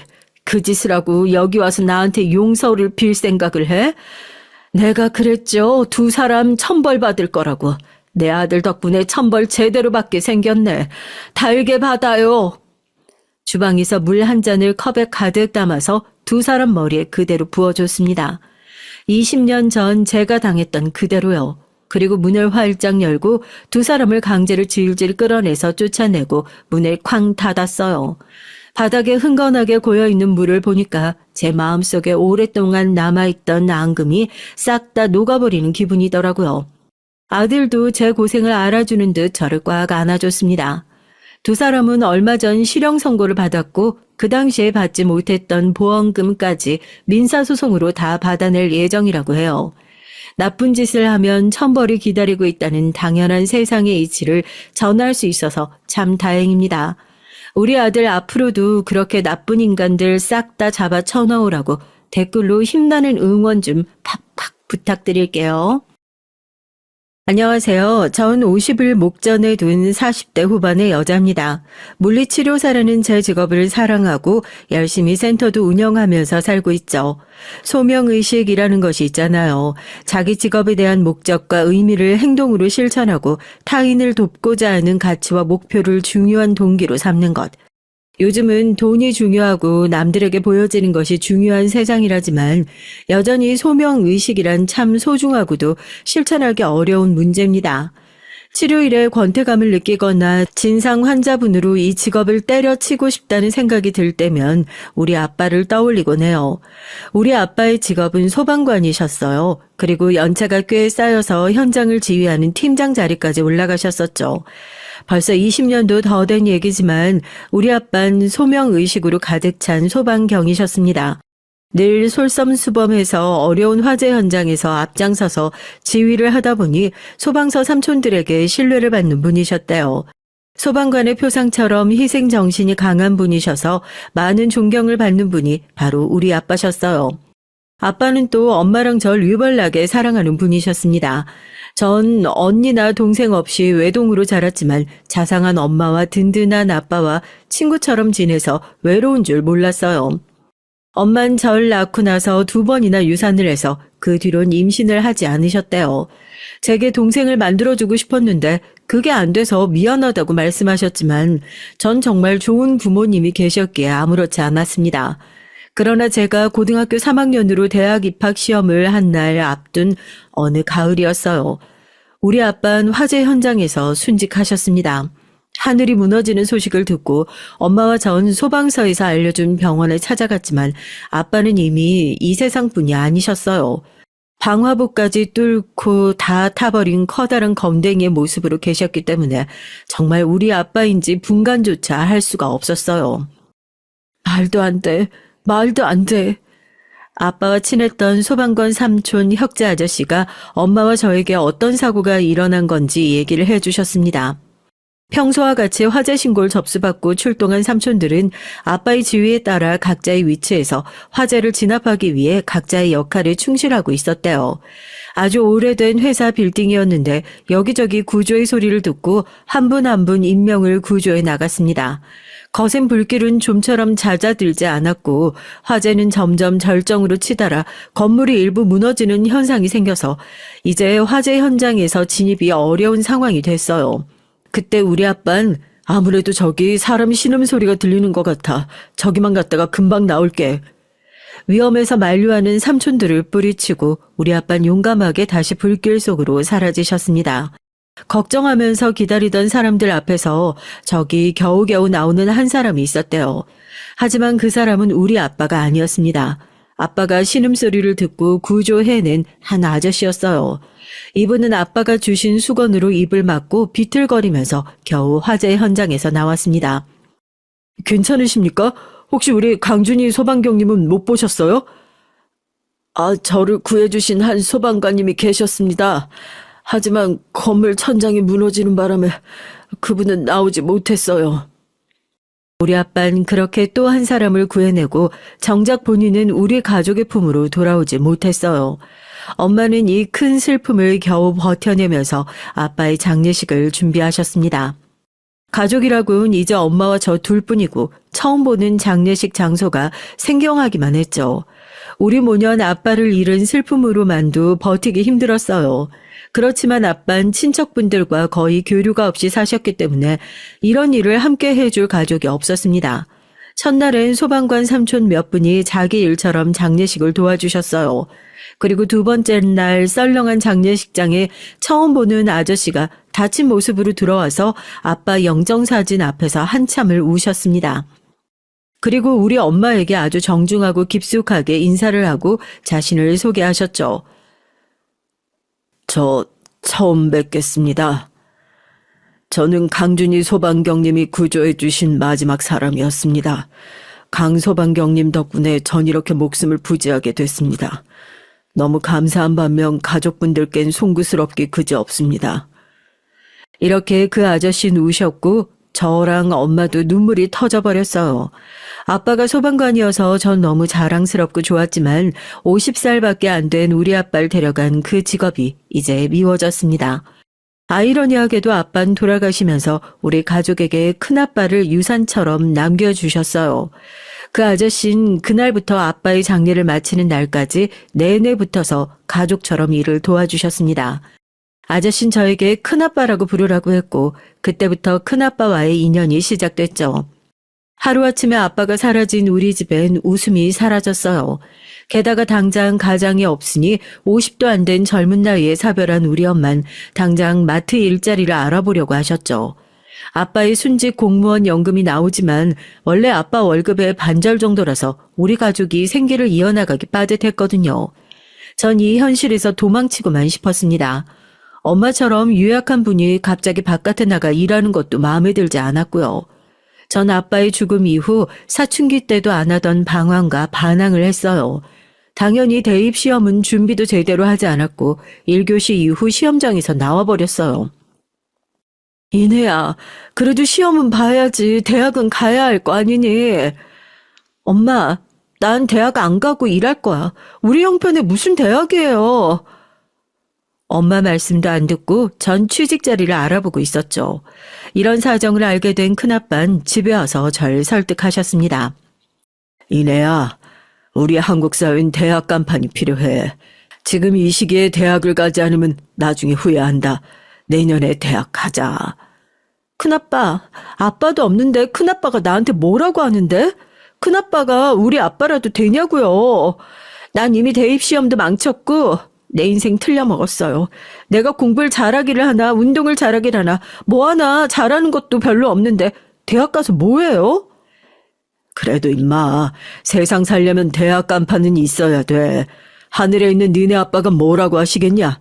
난 이제 네 아빠 대신이야. 네가 날 아빠 대접해주든 말든 난 그렇게 할 거다. 당장 재수학원 등록할 테니까 잔말 말고 공부해. 좋은 대학 가라고 하는 게 아니야. 네가 가고 싶은 대학을 가라고. 이렇게 큰아빠의 강압에 가까운 권유로 전 재수학원을 억지로 다니기 시작했어요. 전 당시 세상에 대한 불만으로 가득 찼습니다. 우리 아빠만큼 정의롭고 착한 사람은 없어요. 그치만 그런 분이 하루아침에 잿더미 속에서 돌아가시고 세상의 대우는 그에 걸맞지 않았으니까요. 세상 사람들은 소방관 하나쯤 화재 현장에서 죽은 줄은 모르고 자기들의 인생을 살아가잖아요. 전 그게 너무 싫었어요. 딸인 저 하나쯤은 우리 아빠가 없는 세상에 이치에 맞지 않다고 소리치고 주먹을 날리고 싶었으니까요. 재수학원은 첫날부터 결석했습니다. 제 담당 선생님이 큰아빠에게 연락을 했는지 큰아빠는 저를 찾아내서 억지로 학원 앞에 떨구셨어요. 그냥 학원에 앉아만 있어. 공부를 하든 엎어져 자든 네 마음대로 하되 넌 아침부터 저녁까진 이 학원에서 한 발짝도 못 나간다. 내가 지키고 서 있을 거야. 큰아빠는 경찰 공무원으로 바쁜 분이셨지만 정말 그 말씀대로 학원 앞에서 절 감시하셨어요. 제가 아침에 들어가는 걸 보시고 학원 끝날 시간쯤 절 데리러 오셨죠. 정말 급한 일이 있으실 땐 우리 엄마에게 꼭 학원 앞에 가서 절 지키고 서 있어야 한다고 신신당부하셨대요. 이내야, 큰아빠 참 대단한 분이다. 엄마도 너 대학 가는 걸 어쩌지 못했는데 너희 아빠처럼 널 챙기시는구나. 웬만하면 너도 큰아빠 말씀대로 네가 원하는 대학 가. 극성인 우리 큰아빠 덕에 제 반항도 잠시였고 전 금세 정신 차리고 대입시험을 준비했어요. 원래 제가 머리가 나빠서 공부를 잘하진 못했지만 매일 암기할 것을 달달 외우면서 제가 할 수 있는 한 열심히 공부를 했죠. 그리고 대입 시험 준비를 하면서 전 어떤 대학에 과를 가야 할지 고민했습니다. 그러다 문득 아빠와의 추억이 떠올랐고 제가 잘하는 일이 있다는 걸 알게 됐어요. 아빠가 퇴근하시면 늘 목이랑 허리가 아프다고 하셔서 제가 안마를 해드렸는데 아이고 너는 아귀임이 장난이 아니다. 빈말이 아니라 이내한테 안마 받는 게 병원 가는 것보다 훨씬 나아. 이렇게 말씀하시곤 했죠. 전 추운 겨울 대입시험을 받고 물리치료과로 유명한 대학교에 입시 지원을 했습니다. 그리고 합격자 발표 날이 됐어요. 큰아빠, 저 합격했어요. 전문대학 물리치료과인데 여기 졸업하고 자격증 따면 물리치료사도 될 수 있대요. 저 이제 사자 안마사 아니고 진짜 치료사 될 거예요. 기특한 녀석 잘했다. 네가 안마를 좀 잘하니 그 기술 살려서 물리치료사라. 진짜 근사한데. 이 큰아빠 다친 데는 앞으로 네가 전담해서 치료해줘야 된다. 당연하죠. 큰아빠뿐이에요. 큰아빠네 식구들이며 친구들 모두 저한테 오시면 공짜로 물리치료 해드릴게요. 그런데요, 큰아빠 죄송해요. 제가 공부를 잘했으면 일반 4년제 대학을 가는 건데 그렇게 학원비도 대주시고 응원해 주셨는데. 큰아빠네 자식 둘은 둘 다 명문대생이었거든요. 큰오빠는 고려대 법학과, 작은 언니는 서강대 경영학과에 다니고 있는데 그에 비하면 제 대학 급이 낮았으니까요. 요 어린 것이 이상한 생각을 다 하네. 봐라, 니네 오빠 언니들이 명문대 다니면 뭐하니? 이 큰아빤 효도 받는 게 없어. 매년 내는 등록금만 비쌀 뿐이야. 근데 우리는 대학 졸업하면 나 무료로 물리치료 해준다면서? 이건 거의 의사 조카 둔 거랑 같지. 재수 씨, 그리고 이건 이내 학비에 보태주세요. 큰아빠는 두툼한 흰 봉투를 엄마에게 쓱 내밀었습니다. 아유, 시아주버님 그 마음 왜 모르겠어요. 하지만 제 딸 등록금은 제가 마련할 수 있어요. 그 이 순직한 보상금으로 대학 등록금 정도는 낼 수 있습니다. 유족연금이 전부 다 반절이지만 우리 딸이랑 둘이 아껴서 살면 살아치고요. 괜찮습니다. 이렇게 엄만 큰아빠가 내미신 봉투를 한사코 거절하셨어요. 큰아빠는 봉투를 그대로 우리 집에 놓고 나오셨습니다. 그리고 안에 들어있는 돈을 보고 엄마와 전 정말 놀랐어요. 현금으로 2천만 원이 들어있는 겁니다. 지금보다 30년은 더 된 때에 2천만 원이면 우리가 살고 있는 빌라의 전세금보다 조금 작은 액수니 놀랄 수밖에요.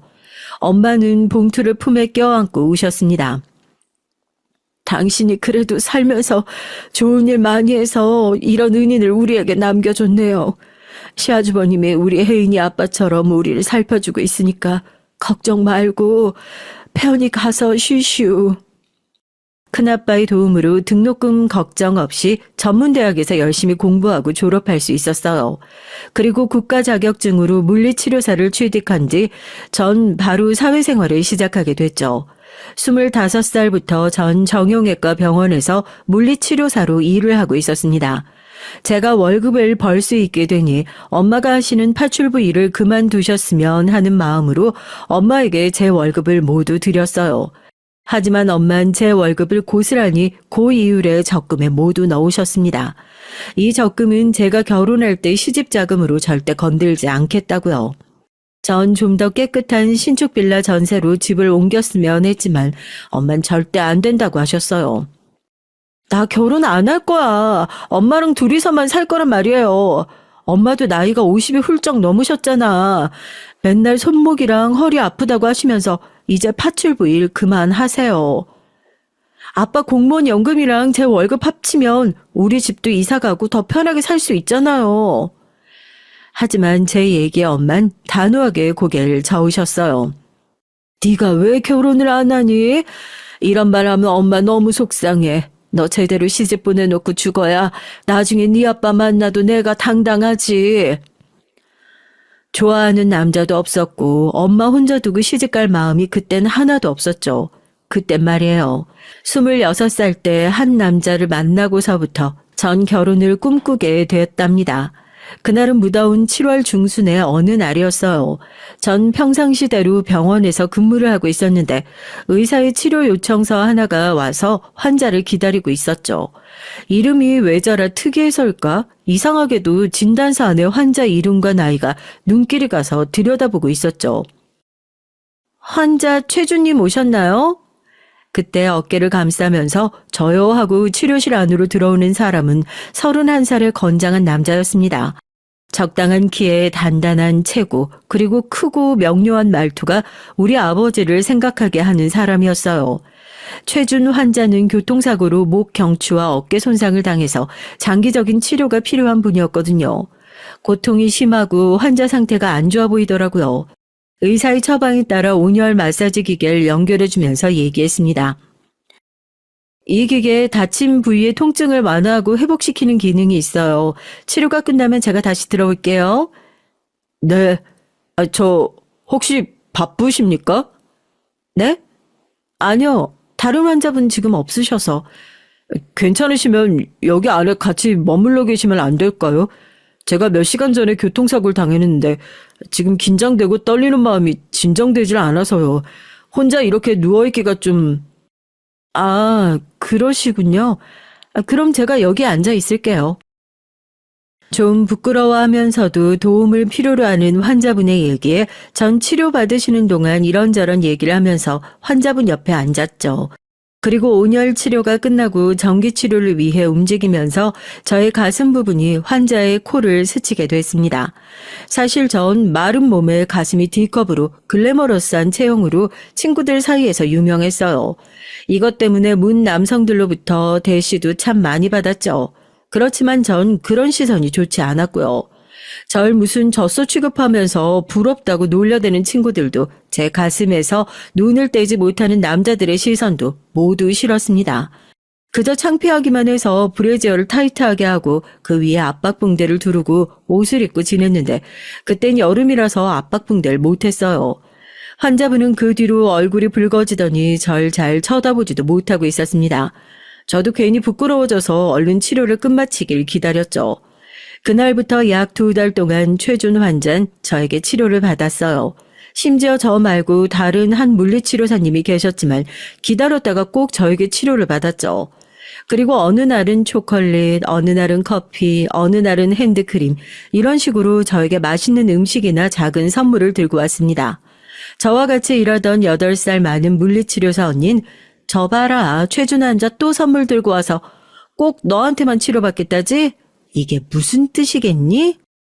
그 환자가 저에게 흑심이 있다면서 언니는 저를 놀려댔고 전 그게 부끄러웠지만 싫지 않았어요. 저도 점점 최준님이 좋아졌거든요. 그리고 치료를 받으면서 조금씩 최준님은 자기 얘기를 저에게 했고 저도 그분에게 제 얘기를 하면서 친해졌습니다. 환자분이 완쾌되어 더 이상 병원에 오지 않아도 됐지만 우린 이제 정식으로 연애를 하면서 바깥에서 만남을 이어갔어요. 남자친구는 한양대 기계공학부를 졸업하고 큰 기계설비 회사를 다니는 사람이었습니다. 눈에 총기가 가득하고 회사 사장 자리에까지 오르겠다는 야망으로 가득 찬 남자였죠. 실제로 회사 일을 진심으로 열심히 하더라고요. 그런 남자친구에 비해 전 그저 전문대를 졸업하고 해맑게 물리치료 일을 하고 있는 평범한 아가씨였어요. 그런저럴 남자친구는 많이 좋아해줬고 급기야 반지를 주며 제게 청혼을 했습니다. 전 너무 기쁜 나머지 그 자리에서 승낙을 했고 우린 결혼하기 위해 양가 어른께 인사를 드리기로 했어요. 하지만 시간이 지나도 남자친구 부모님이 도통 절 찾지 않아서 어찌된 일인지 물어봤죠. 남자친구는 저에게 미안해하는 표정으로 엄만 4년제 대학을 졸업하셨고 학벌과 집안 배경이 좋은 여자를 내 아내로 맞았으면 좋겠다고 하시네. 아직은 우리 결혼을 반대하시지만 내가 열심히 설득하고 있으니까 걱정 마. 속상했지만 현실은 그랬어요. 전 홀어머니의 전문대 졸업한 물리치료사일 뿐이니까 그 집에서 좋아하지 않을 수도 있겠죠. 하지만 절 직접 만나보고 알게 되면 좋아하실 수도 있는데 제 학교 얘기만 듣고 어떤 사람인지 알아보지도 않는다는 게 상처였습니다. 심지어 이분은 남자친구에게 그렇게 결혼을 하겠다면 너에게 물려줄 유산 없다고 강경하게 나왔다고 해요. 예비 시모가 저렇게 나오자 우리 엄마도 이 결혼을 걱정하기 시작했어요. 널 그렇게 반대하는 집안이랑 결혼 안 했으면 좋겠다. 네가 뭐가 아쉬워서 이런 수모를 당해야 되니? 조건이나 간편만 보고 사랑 금 나누는 집안과 엮여서 좋을 게 없을 거야. 엄마의 얘기를 듣고 큰아빠도 절 설득하기 위해 오셨어요. 전 눈물을 흘리며 호소했죠. 큰아빠, 저도 다 큰 성인인데 제가 선택한 사랑을 할 수 있지 않겠어요? 하루라도 행복하고 눈물 안 나게 예쁜 사랑할 수 있게 저 응원해 주시면 좋겠어요. 결국 큰아빠도 엄마도 제 굳은 의지에 결혼을 허락해 주셨습니다. 그리고 남자친구도 오랫동안 설득한 끝에 시부에게서 결혼 승낙을 받아냈죠.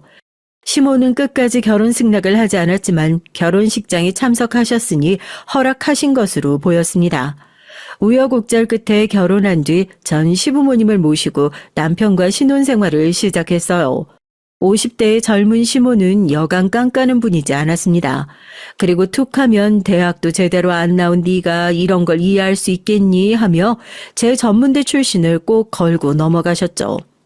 그래서 전 좋아하는 남자와 함께 살게 됐지만 삶은 팍팍하고 외로웠습니다. 우리 남편은 워커홀릭답게 늘 회사 일만 생각하는 사람이었고 자기 부모, 특히 시모의 말씀은 절대 복종하는 효자였던 거예요. 그 당시 병원에서 일하면서 일요일 하루만 쉴 수 있었고 무엇보다 임신을 하고 나면 따로 출산 휴가를 받기 어려운 것이 현실이었습니다. 그래서 첫 아이를 임신하고는 병원 일을 그만두게 됐어요. 그리고 첫 아들을 낳고 연년생으로 뒤이어 딸을 낳아 남매를 키웠죠. 그렇게 아이들이 학교에 입학할 때까지 시간이 어떻게 지났는지 모르게 정신없이 살았어요. 힘든 시집살이에 아이들이 저에게 전부였을 만큼 너무 예쁘고 소중해서 힘을 냈습니다. 그러던 중 함께 살던 시부가 돌아가시게 됐어요. 급성 심근경색으로 새벽에 주무시다 숨이 멎으셨는데 아침이 돼서야 발견하고 가족들은 급히 병원으로 모셨죠. 시부는 이미 사망한 뒤였고 검시관님이 오셔서 급성 심근경색 양성을 받아 나왔다는 확인을 받고 시부의 장례식을 치르게 됐습니다. 처음 결혼을 반대했었지만 함께 살면서 시부는 점차 절 며느리로 인정해 주셨어요. 우리 아이를 낳은 날 병원에 오셔서 손주를 안아보시곤 며느라, 손주 낳느라 고생 많았다. 예전에 네가 시집 오는 걸 반대했던 건 너희 시모가 하도 고집을 부려서 하는 수 없이 따라준 거야. 그때 미안했다. 이렇게 말씀하시며 제 손을 잡아주셨었죠. 우리 아빠도 시아버지도 왜 이렇게 일찍 하늘나라에 가버리는 걸까요? 아빠가 없는 저에게 점점 의지가 되는 시부는 또 다른 아빠와 같아서 조금 마음의 위안이었죠. 그랬는데 시부가 돌아가신 모습을 보며 전 한참을 통곡하며 울고 있었죠. 하지만 우린 상주로서 장례식을 준비해야만 했습니다. 그때 시모가 저에게 와서 말했어요. 너 괜히 며느리랍시고 상주 자리 지킬 필요 없다. 너 출신이 좀 그래서 내가 친척들한테도 대학 안 나온 거 얘기 못했으니까 그냥 음식이나 나르고 육개장이며 밥이며 떨어지지 않게 그거나 잘 챙겨. 자기 남편이 하루아침에 죽어서 너무 슬픈 나머지 경황이 없어야 할 때 시모는 또 제 대학 얘기를 들먹였어요. 게다가 전 음식 도우미 이모처럼 거기서 서빙이나 하라네요. 상주로서 지킬 자리도 제게 내어주지 않았습니다. 정말 너무하지 않나요? 이미 식구도 된 저의 대학교가 시모는 그 정도로 부끄러운 걸까요? 시부를 잃은 슬픔은 이제 시모에 대한 원망과 제 신세에 대한 한탄으로 바뀌며 전 더 눈물을 참을 수 없었습니다. 회사 일로 바쁜 남편 말고는 이제 시댁에 시모만 남게 되겠죠. 3일 동안 전 떳떳하게 상주 자리에 있지 못하고 약간 뒤편에 서서 시부의 마지막 자리를 지키고 잘 보내드렸어요. 아이들 육아에 전념하다가 아이들이 학교 가기 시작하면서 시댁에서 시모와 둘이 지내니 너무 힘들어졌어요. 그래서 함께 일했던 물리치료사 몇 분과 같이 치료 전문센터를 개원했습니다. 처음에는 파리만 날리다가 우리를 아끼셨던 단골분들을 시작으로 입소문이 나면서 우리 센터에 오는 환자들이 늘어났어요. 저는 제 일을 다시 할 수 있어서 좋았을 뿐 아니라 일주일에 5일만 일하고 버리는 병원보다 배로 늘어나서 참 좋았죠. 그렇게 물리치료사로 일하면서 애들 키우고 바쁘게 살다 보니 지금에 와 있네요. 남편도 저도 머리가 희끗해지기 시작하는 중년의 나이가 됐죠. 그 세월이 지나면서 혼자 사시던 우리 친정엄마도 뇌출혈로 세상을 떠나시고 또 우리 애들은 고등학생이 됐습니다. 그러던 얼마 전 저는 경사스러운 소식을 접하게 됩니다. 우리 남편이 드디어 사장으로 승진을 한 거예요. 한 회사의 대표가 되는 거죠. 전 남편의 사장 취임을 축하해주기 위해 청담동의 수제 양복점에서 남편을 데려가 몸의 치수를 재고 감색 이태리 고급 원단을 직접 골라서 멋진 정장을 맞춰줬어요. 양복집을 나오면서 저도 드레스를 맞추겠다고 같이 가서 골라달라고 했습니다. 수제 양복이라 확실히 질이 좋더군. 고마워. 근데 당신까지 드레스를 맞춘다고? 당사자도 아닌데 당신이 그렇게 차려입을 필요가 있어? 하면서 남편은 회사에 다시 들어가 봐야 한다면서 절 두고 먼저 가버렸어요. 다정하지 못한 남편이 좀 서운했지만 뭐 하루 이틀 저렇게 차가운 남자도 아니니까 그러려니 했습니다. 그래서 혼자 인근의 여성 드레스샵에 갔어요. 사모님 어떤 좋은 행사에 입으실 드레스 찾고 계신가요? 네, 남편이 이번에 CEO로 승진이 돼서 사장 취임식이 있답니다. 전 흐뭇한 미소로 직원에게 얘기했죠. 어머, 정말 축하드려요. 사장님 사모님이시라면 제가 더 신경 써서 고급스러운 드레스 찾아드릴게요. 직원의 추천으로 몇 벌 입어보면서 거울을 보니 기분도 너무 좋고 결혼식 때가 떠오르기도 했어요. 우아한 머메이드 라인이 예쁜 이브닝 드레스를 맞추고 나와 백화점에 가서 아이들 입힐 정장 2벌도 샀습니다. 시모는 이미 남편에게서 거금을 타내서 알아서 옷 맞추겠다고 신이 났었기 때문에 전 그쯤에서 마치고 집에 들어갔죠. 대망의 사장 취임식 날이 밝았습니다. 오후 1시 행사였지만 새벽부터 일어나서 목욕탕 가서 씻고 돌아와서 식구들 아침 먹이고 준비하느라 분주했어요. 우아하게 올림머리를 미용실에서 하고 집에 돌아오니 시모도 미용실을 가려고 나가려던 참이었죠. 그런데 대뜸 저를 비웃듯이 보며 그러는 겁니다. 지금 너도 사장 취임식 가겠다고 나서는 거니? 네, 그럼요. 어머님, 제가 남편의 정식 아내인데 당연히 함께 가야죠. 남편 수제 양복 맞추면서 제 드레스도 빌렸어요. 뭐, 드레스? 급도 안 되는 년이 거기가 어디라고 가? 야, 부인이 정식 있고 첩이 있니? 넌 본처라 당연히 가도 된다는 거야, 뭐야. 네가 본처면 뭐하니? 대학도 못 나온 천한 것이 어딜 가겠다는 거야? 내 눈에 흙이 들어가기 전까지 절대 안 돼. 넌 집이나 지키고 있어. 하며 시모가 저에게 쌍욕을 하며 취임식에 못 가게 막았습니다. 아침부터 일어난 소동에 아이들도 나와서 할머니를 말렸어요. 할머니, 우리 엄마한테 너무하세요. 아빠 취임식인데 왜 우리 엄마가 못 가요? 우리 엄마 싫어하시는 건 알지만 이건 아니잖아요. 맞아요, 할머니. 우리에게 엄마인데 당연히 아빠 옆자리에 계시는 게 맞죠. 듣기 싫다. 이놈의 자식들이 어디 위아래 없이 할머니한테 눈을 치켜뜨고 대들어. 우리 집은 뼈대 있는 최씨 가문이야. 이런 공식적인 자리에 니들 엄마가 격이 맞길 해야 말이지. 다른 소리 필요 없어. 거기에 시장님도 오시고 온 회사 사람들이 모이는 자리인데 괜히 니네 엄마 출신 얘기 나오면 내 아들 앞길 막는다. 와, 할머니 진짜 말도 안 된다. 우리 엄마가 어때서 회사 사람들이 뭐라고 한다는 거예요? 아빠, 할머니 좀 말려봐요. 이제 억지까지 쓰세요. 저도 내심 도가 지나친 시모를 남편이 말려주길 기대했어요. 하지만 제 기대는 와장창 깨졌습니다. 너희들이 어디 할머니한테 버릇없이 구는 거야? 당장 방으로 들어가. 어른들 일에 너희들이 나서는 법은 없어. 미안하지만 여보, 난 오늘 신중하고 중요한 날이오. 어머님이 저렇게까지 반대하시는데 시끄럽게 하지 말고 집에 있는 게 좋겠어. 어차피 이건 형식적인 자리라서 가족들이 죄다 올 필요 없으니깐. 남편은 결국 시모의 말을 따르는 어쩔 수 없는 효자인 거예요. 전 배신감으로 정신이 아득해졌습니다. 당신 진심이에요? 그 자리엔 누구보다 아내인 제가 가야 하는 거예요. 당신이 20년 넘게 그 회사에 매진할 수 있게 뒷바라지 한 내가 가야 한다는.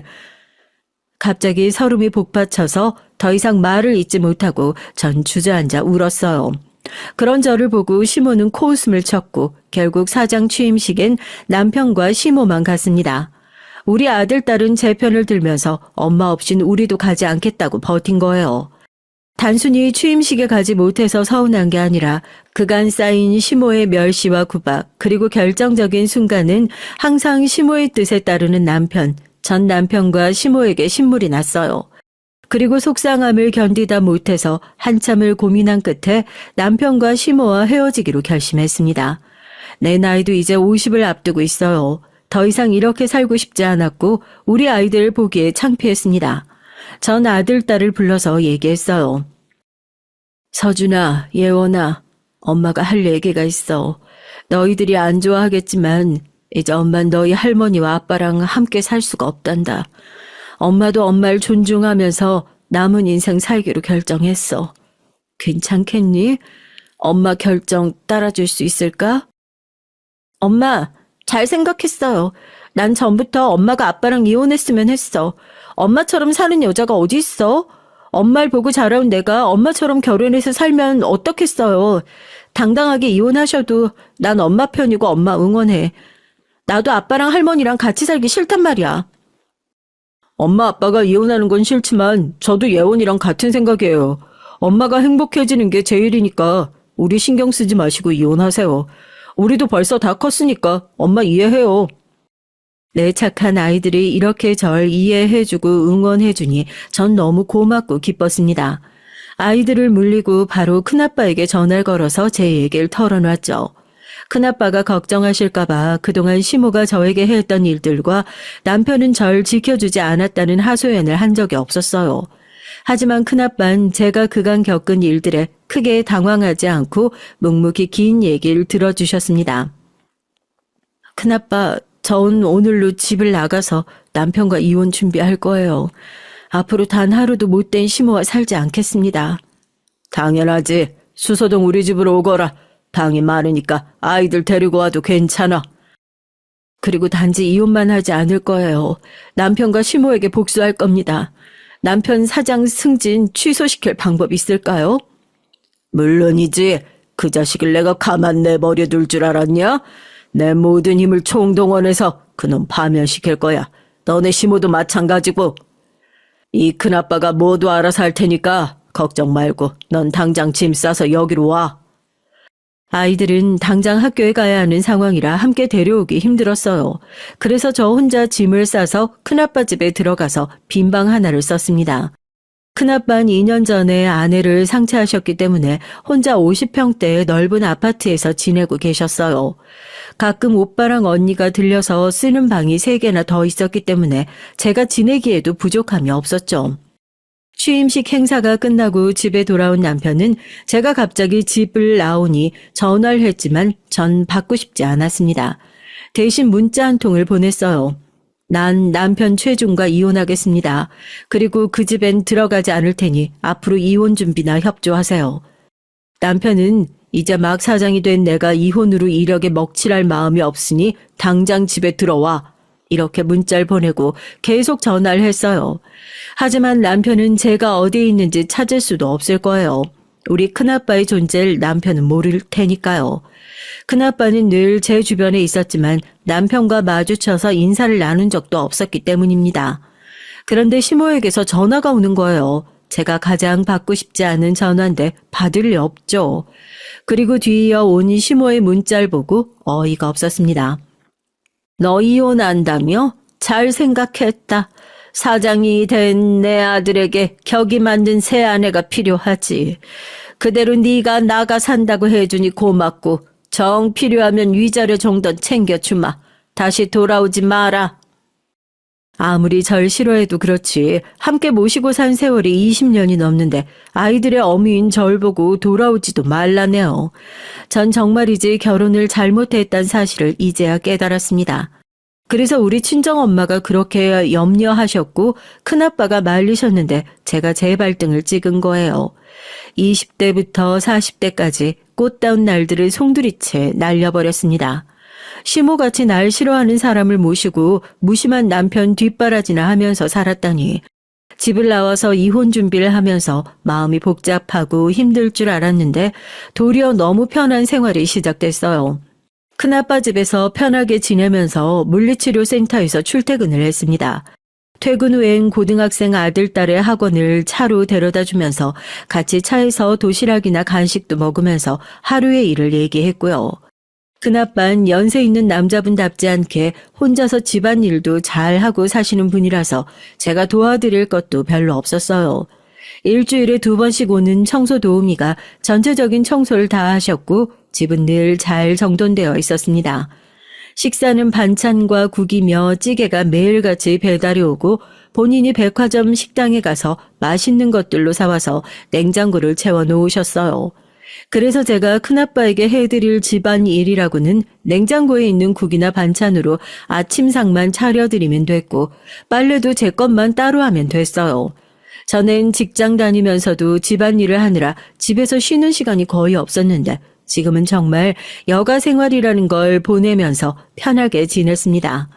아이들은 학원 데려다 주면서 매일 얼굴 보고 보기 싫은 시모도 남편도 함께 있지 않으니 제 마음이 그렇게 편할 수가 없었죠. 이건 모두 우리 큰아빠 덕분이었습니다. 큰아빠는 적적하게 큰 집 혼자 살다가 제가 와주니 사람의 온기가 돌고 대화할 상대가 생겼다며 너무 좋아하셨어요. 하지만 시댁은요, 제가 나오고 나니 늙고 게으른 시모가 집안일을 대신하지도 않았고 남편과 시모는 아주 불편하게 지내고 있다고 들었습니다. 엄마, 우리 교복도 할머니는 제대로 세탁도 안 해주셔. 여자이니까 나보고 청소랑 빨래를 해놓으라는 거야. 엄마도 없는 이 집에서 살기 진짜 싫어요. 맞아요. 대부분 학교랑 학원에서 밥 사 먹지만 집이 더럽기도 하고 할머니는 교회 친구들 집에 데려와서 밤 늦게까지 놀고 진짜 집이 엉망이에요. 그래서 전 아이들 학교 근처로 집을 구해서 데려와야겠다고 생각했어요. 큰아빠는 예상을 하셨던지 원래 살던 동네 근처에 아파트 한 채를 전세 계약했다고 알려주셨습니다. 큰아빠, 제가 돈이 충분히 있으니까 잔금은 제가 낼게요. 정말 감사합니다. 무슨 소리냐? 내 이름으로 계약했으니 내가 낼 거다. 너랑 애들이 그냥 들어가서 살기만 해. 큰아빠 덕분에 전 애들 학교를 도보로 갈 수 있고 살기 좋은 아파트에서 아이들과 편하게 지낼 수 있었어요. 남편과 시모가 없는 틈에 아이들 집만 트렁크로 들고 와서 나와버리니 남편은 화가 나서 저에게 당장 아이들을 데려오라고 했습니다. 시모는 자기 핏줄인 애들을 너 같은 것이 왜 데려간 거냐고 난리를 피웠죠. 대입 앞둔 우리 애들이 그 집에서 제대로 케어도 못 받고 있어서 너무 불편했던 건 알고 있나요? 한참 공부하느라 바쁜 애들 먹는 거며 빨래며 당신들이 해준 게 뭐 있어요? 아니, 앞으로 할 자신은 있을까 모르겠네. 애들이 그 집에서 살기 힘들다고 나온 거니까 남편이 회사 그만두고 애들 케어해줄 자신 없으면 조용히 입 다무시죠. 그리고 애들도 아빠와 할머니에게 연락을 직접 드렸어요. 우리가 그 집에서 살기 너무 힘들어서 나온 거예요. 그리고 앞으로 아빠랑 이혼하더라도 우린 엄마랑 살 거니까 우리 찾지 마세요. 이렇게요. 남편이나 시모가 아이들이 자라면서 살갑고 다정하게 잘 대해주었다면 아이들이 이렇게 단호하고 매몰차게 나올까요? 이살 나오면서도 아이들은 아빠와 할머니에 대한 미련이나 정도 없어 보였습니다. 남편과 시모는 아이들을 졸지에 잃게 되어 마음의 상처를 입은 것 같았지만 자기들도 어쩔 도리가 없었던 거죠. 큰아빠는 저에게 이혼 전문 변호사를 붙여주셨습니다. 그리고 경찰관에서 은퇴하신 지 오래되셨지만 알고 지내던 후배 경찰들을 통해 남편과 시모의 뒷조사를 진행하고 계셨어요. 내가 요즘 무료한 늙은이 생활에 질리던 참이었는데 요즘 그 사람들 건수 잡아서 복수할 계획을 하니 활기를 되찾았어. 내 딸 이내를 그렇게 힘들게 하고 살았다니 그 인간들 아주 뭉개주겠다. 그리고 큰아빠는 저에게 시모에게 숨겨진 비밀 하나를 얘기해 주셨습니다. 그 얘기를 듣고 전 기함하고 말았어요. 알고 보니 시모는 글쎄 첩이었던 거예요. 시부는 시모보다 나이가 훨씬 많았습니다. 두 사람은 불륜관계로 만나서 본처 몰래 두 집 살림을 차리고 있었던 거예요. 게다가 부인도 아닌 첩이 남편까지 낳게 된 거죠. 시부의 본처는 조용하고 착한 분이었다고 합니다. 그러고 보니 시부의 장례식장에서 있었던 일이 기억났어요. 어떤 남자가 왔는데 시모가 깜짝 놀라서 상주 자리에서 도망쳐버린 거예요. 그 남자분은 시모 또래의 나이가 지긋한 분이었는데 장례식장에 혼자 와서 소주만 들이켰습니다. 그러다가 취해서 큰 소리로 그래 잘 갔다 이 나쁜 자식아. 우리 누나 마음 고생시키다 먼저 죽이고 너도 가는구나. 너 일찍 병으로 고통받다 죽지 그랬냐. 이러고 우는 겁니다. 하지만 시모도 남편도 그 누구도 그분에게 인사를 하거나 말리지도 못했어요. 지금 와서 생각해보니 그분이 본처분의 남동생이었던 거죠. 본처였던 분이 돌아가시고 나서 시모는 호적에 자기 이름을 올리고 원래 정실 부부인이었던 양 거짓으로 살아온 겁니다. 그래놓고 제가 4년제 대학 못 나오고 홀어머니 밑에서 자랐던 이유로 저한테 천한 출신이라고 구박을 했다니 정말 내로남불이네요. 아마 자기가 첩이어서 받았던 멸시를 저에게 푼 것이고 진실로는 자기 출신이 천한 것에 대한 반대급부로 절 더 못살게 굴었던 것 같아요. 그리고 남편도 아주 가증스럽고 못된 인간입니다. 자기 엄마가 첩이었다는 사실을 이날까지 아내인 저에게도 철저하게 숨겼으니 말이죠. 그리고 아마 첩의 소실이었다는 자신이 부끄러워서 더 열심히 성공하고 싶었는지도 모르겠어요. 지금까지 살면서 남편이 엄마의 뜻을 거스른 적은 저와의 결혼 단 한 번뿐이었어요. 그 외엔 자기 엄마를 불쌍히 여겨서 더 잘해드리려고 하는 효자였으니까요. 시부의 장례식이나 사장 취임날 같은 공식적인 자리에서 본처인 절 첩인 양 취급했다니 시모와 남편이 더 싫어지고 혐오스럽기까지 했어요. 내가 최서방, 최중 그 인간 사장 자리에서 끌어내릴 거다. 그리고 큰아빠는 하나씩 계획했던 일들을 실행하셨습니다. 큰아빠가 조사해보니 남편이 회사 생활하는 동안 납품회사에 접대를 여러 번 받았다고 해요. 그래서 그 정황과 증거를 모으셨고 증언을 해줄 납품회사 전 직원까지 섭외해 놨다고 했습니다. 남편이 골프 여행이니 식사비니 등으로 회사 법인카드를 사용했던 걸 포함해서 회사 공금을 개인적으로 사용했던 일들을 회사 공금 횡령의 죄로 물을 것이라고 하셨어요. 큰아빠는 경찰 출신으로 경찰 쪽에 힘을 행할 수가 있었습니다. 그리고 큰아빠 딸이자 제 친언니처럼 지내는 서진 언니의 남편은 우리나라 기획재정부 장관 정책 보좌관으로 고위공무원 자리에 있어요. 그래서 그분들을 통해 큰아빠가 알아낸 사실과 증거를 보내서 확실하게 남편을 처벌할 수 있었습니다. 남편의 회사에선 날벼락을 맞고 말았어요. 대표의 부도덕한 짓을 까발리고 앞으로 모든 국가 지원을 끊고 입찰에 참여할 수 없을 것이라며 행정소송까지 각오를 하라는 기획재정부의 공문이 회사로 날아갔기 때문이에요. 회사에선 주주총회가 열리고 난리가 아니었습니다. 남편은 자신의 치부가 만천하에 드러나자 얼마 버티지 못하고 스스로 대표 자리에서 물러났다고 해요. 또한 회사에선 단지 퇴사만으로 끝나지 않을 것이라고 나왔습니다. 그동안 횡령했던 금액의 배상금까지 물을 것이라고 해서 남편은 큰 공경에 처하게 됐죠. 무엇보다 회사에 자신이 청춘을 다 바친 남자가 세상 부끄러운 짓이 탄로가 나서 불명예스럽게 퇴진했으니 얼마나 자존심이 상하고 정신적으로 힘들까요?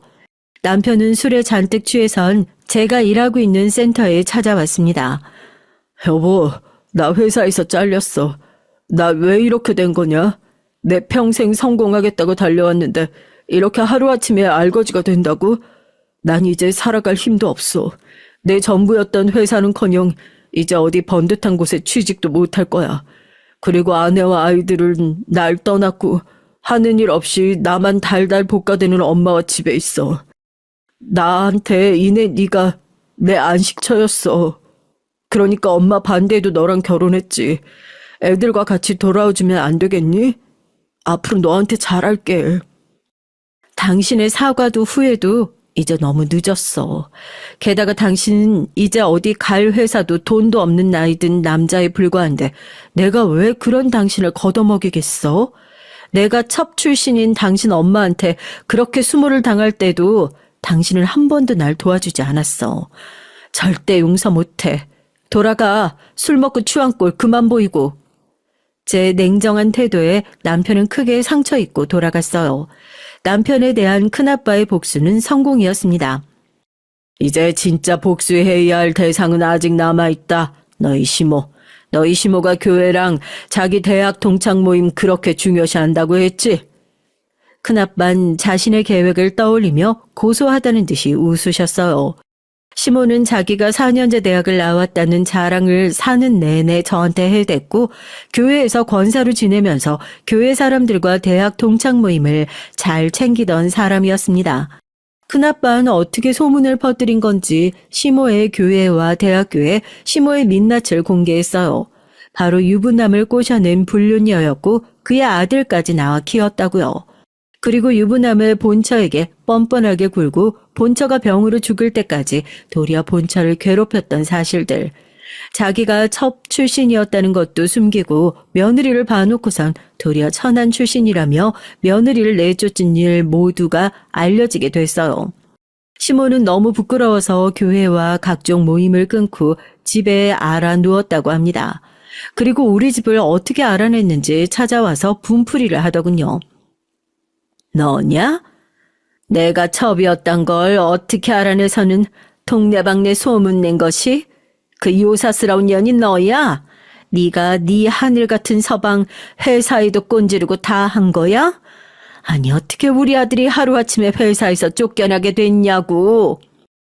목소리 낮추세요. 남의 집에서 이게 무슨 행패예요? 난 이제 당신 며느리가 아니고 이 집은 엄연히 우리 큰아빠가 해주신 우리 집이에요. 맞아요. 당신 아들이 저지른 죄를 찾아내서 기획재정부에 있는 우리 형부한테 알려준 것도 그리고 당신이 첩 출신이라는 걸 알아내고 주변에 퍼뜨린 것도 모두 경찰 출신이었던 우리 큰아빠가 날 위해 해주신 복수였어. 가증스러운 인간 같으니 자기는 첩이고 남편은 첩 자식이었던 주제에 날 업신여겨? 진짜 천한 것들은 당신과 당신 아들이었어. 이렇게 시모에게 해대니 처음으로 속이 아주 후련했습니다. 아니, 뭐라고? 너한테 큰아빠가 어딨어? 형부가 어딨고? 우리 아빤 자랑스러운 소방관이셨고 우리 아빠 덕에 목숨을 구한 분이 바로 우리 큰아빠세요. 그리고 큰아빠가 날 뒤에서 지켜주고 계셨는데 당신은 그런 것도 모르고 날 무시하고 마음대로 대했지. 내가 아빠 없고 엄마도 나중에 돌아가셨다고 힘없는 여자라고 생각해서 이제 앞으로 남은 인생 당신을 상대해줄 사람도 하나 없이 굴욕적이고 외롭게 살아보시구랴. 제 얘기에 시몬은 발끈해서 집안의 물건들을 던지며 악다구니를 썼습니다. 그렇게 겉으로만 고상 떨던 시몬 자기 본색을 드러냈죠. 첩 출신다운 행동이지 않을 수 없었습니다. 포악해진 시모의 모습에 놀란 우리 아들은 경찰에 주거침입죄로 신고를 했고 경찰들에게 시모는 끌려나갔어요. 자기 손자가 경찰 신고를 해서 끌려나가다니 정말 시모는 밑바닥 아래로 추락해버린 신세가 돼버렸죠. 그렇게 큰아빠는 저를 위해 남편과 시모에게 복수를 해줬습니다. 직업도 잃은 남편은 저의 이혼 요구에 맞설 힘도 능력도 없었어요. 전 남편이 불쌍해서 재산 분할 요구도 하지 않고 우리 애들의 친권과 양육권만 가져왔고 우린 그렇게 이혼을 합의했습니다. 오랜만에 보는 남편 얼굴은 몰라보게 수척해졌어요. 요즘은 술도 줄이고 아파트 관리소에 취직해서 지낸다고 들었습니다. 밖에 나가 돌아다니면서 사람들에게 아들 자랑하기 바빴던 시몬 이제 사는 낙도 없이 집안에 콕 박혀서 신세 한탄만 하고 있다고 하네요. 그리고 남편은 그런 시모가 원망스러워서 따로 살자고 시모에게 얘기했다고 해요. 그렇게 돈독했던 모자 관계도 금이 간 모양입니다. 남편은 헤어지면서 저에게 진심으로 사과를 했어요. 그동안 내가 미쳤지. 당신이 얼마나 내게 소중했는지, 우리 가족에게 꼭 필요한 존재였는지 너무 가깝게 있어서 미처 모르고 살았어. 효도만 중요한 줄 알고 엄마만 감싸고 도느라 너한테 못할 짓 많이 했더라. 미안하다. 너를 더 이상 붙잡을 수 없는 건 난 이제 능력도 없는 놈이고 너무 미안해서야. 이제 날 떠나서 잘 살았으면 좋겠다. 양육권은 없지만 애들은 자유롭게 만날 수 있겠지. 아직은 애들이 날 멀리하고 싫어하는 것 같지만 애들한테도 이제 잘해보려고. 그런 남편이 불쌍해 보였고 전 아이들에게 잘 대해주고 좋은 사이가 되어보려고 얘기했어요. 그리고 남편도 시모랑 건강히 잘 지냈으면 좋겠다고 작별 인사를 했습니다. 전 이제 중년의 이혼녀로 하루하루 살아가고 있어요. 하지만 결혼 생활은 정말 힘들고 지긋지긋했기에 혼자인 지금이 참 좋습니다. 제 일도 있고 아이들과 함께 살 수 있으니 더 바랄 게 없어요. 우리 아빠는 젊은 나이에 돌아가셨지만 큰아빠를 저에게 남겨주고 가셨습니다. 큰아빠는 우리 아빠처럼 절 든든히 지켜주는 고마운 분이세요. 제 남은 인생 동안 아이들 대학 잘 보내고 키우면서 큰아빠 뒷바라지하면서 그렇게 살고 싶습니다. 큰아빠도 나이가 어느덧 80을 바라보고 계시고 당뇨와 혈압 그리고 허리 디스크까지 지병을 갖고 계시거든요. 큰아빠 집에 주말이면 가서 서진 언니랑 셋이 맛있는 외식도 하고 나들이도 하면서 지내고 있습니다. 서진 언니는 혼자 된 우리 아빠를 친딸인 자기보다 더 잘 챙겨줘서 고맙다고 했어요. 나중에 아이들이 독립하고 나면 서진 언니랑 같이 큰아빠를 곁에서 모시면서 살자는 약속을 했죠. 우리 남편의 효도로 저는 참 힘들었지만 사람에게 은혜를 갚고 효도를 다하는 일은 정말 중요한 일이잖아요. 여러분도 부모님이 생전에 계시다면 정말 있는 힘껏 잘 해드리셔요.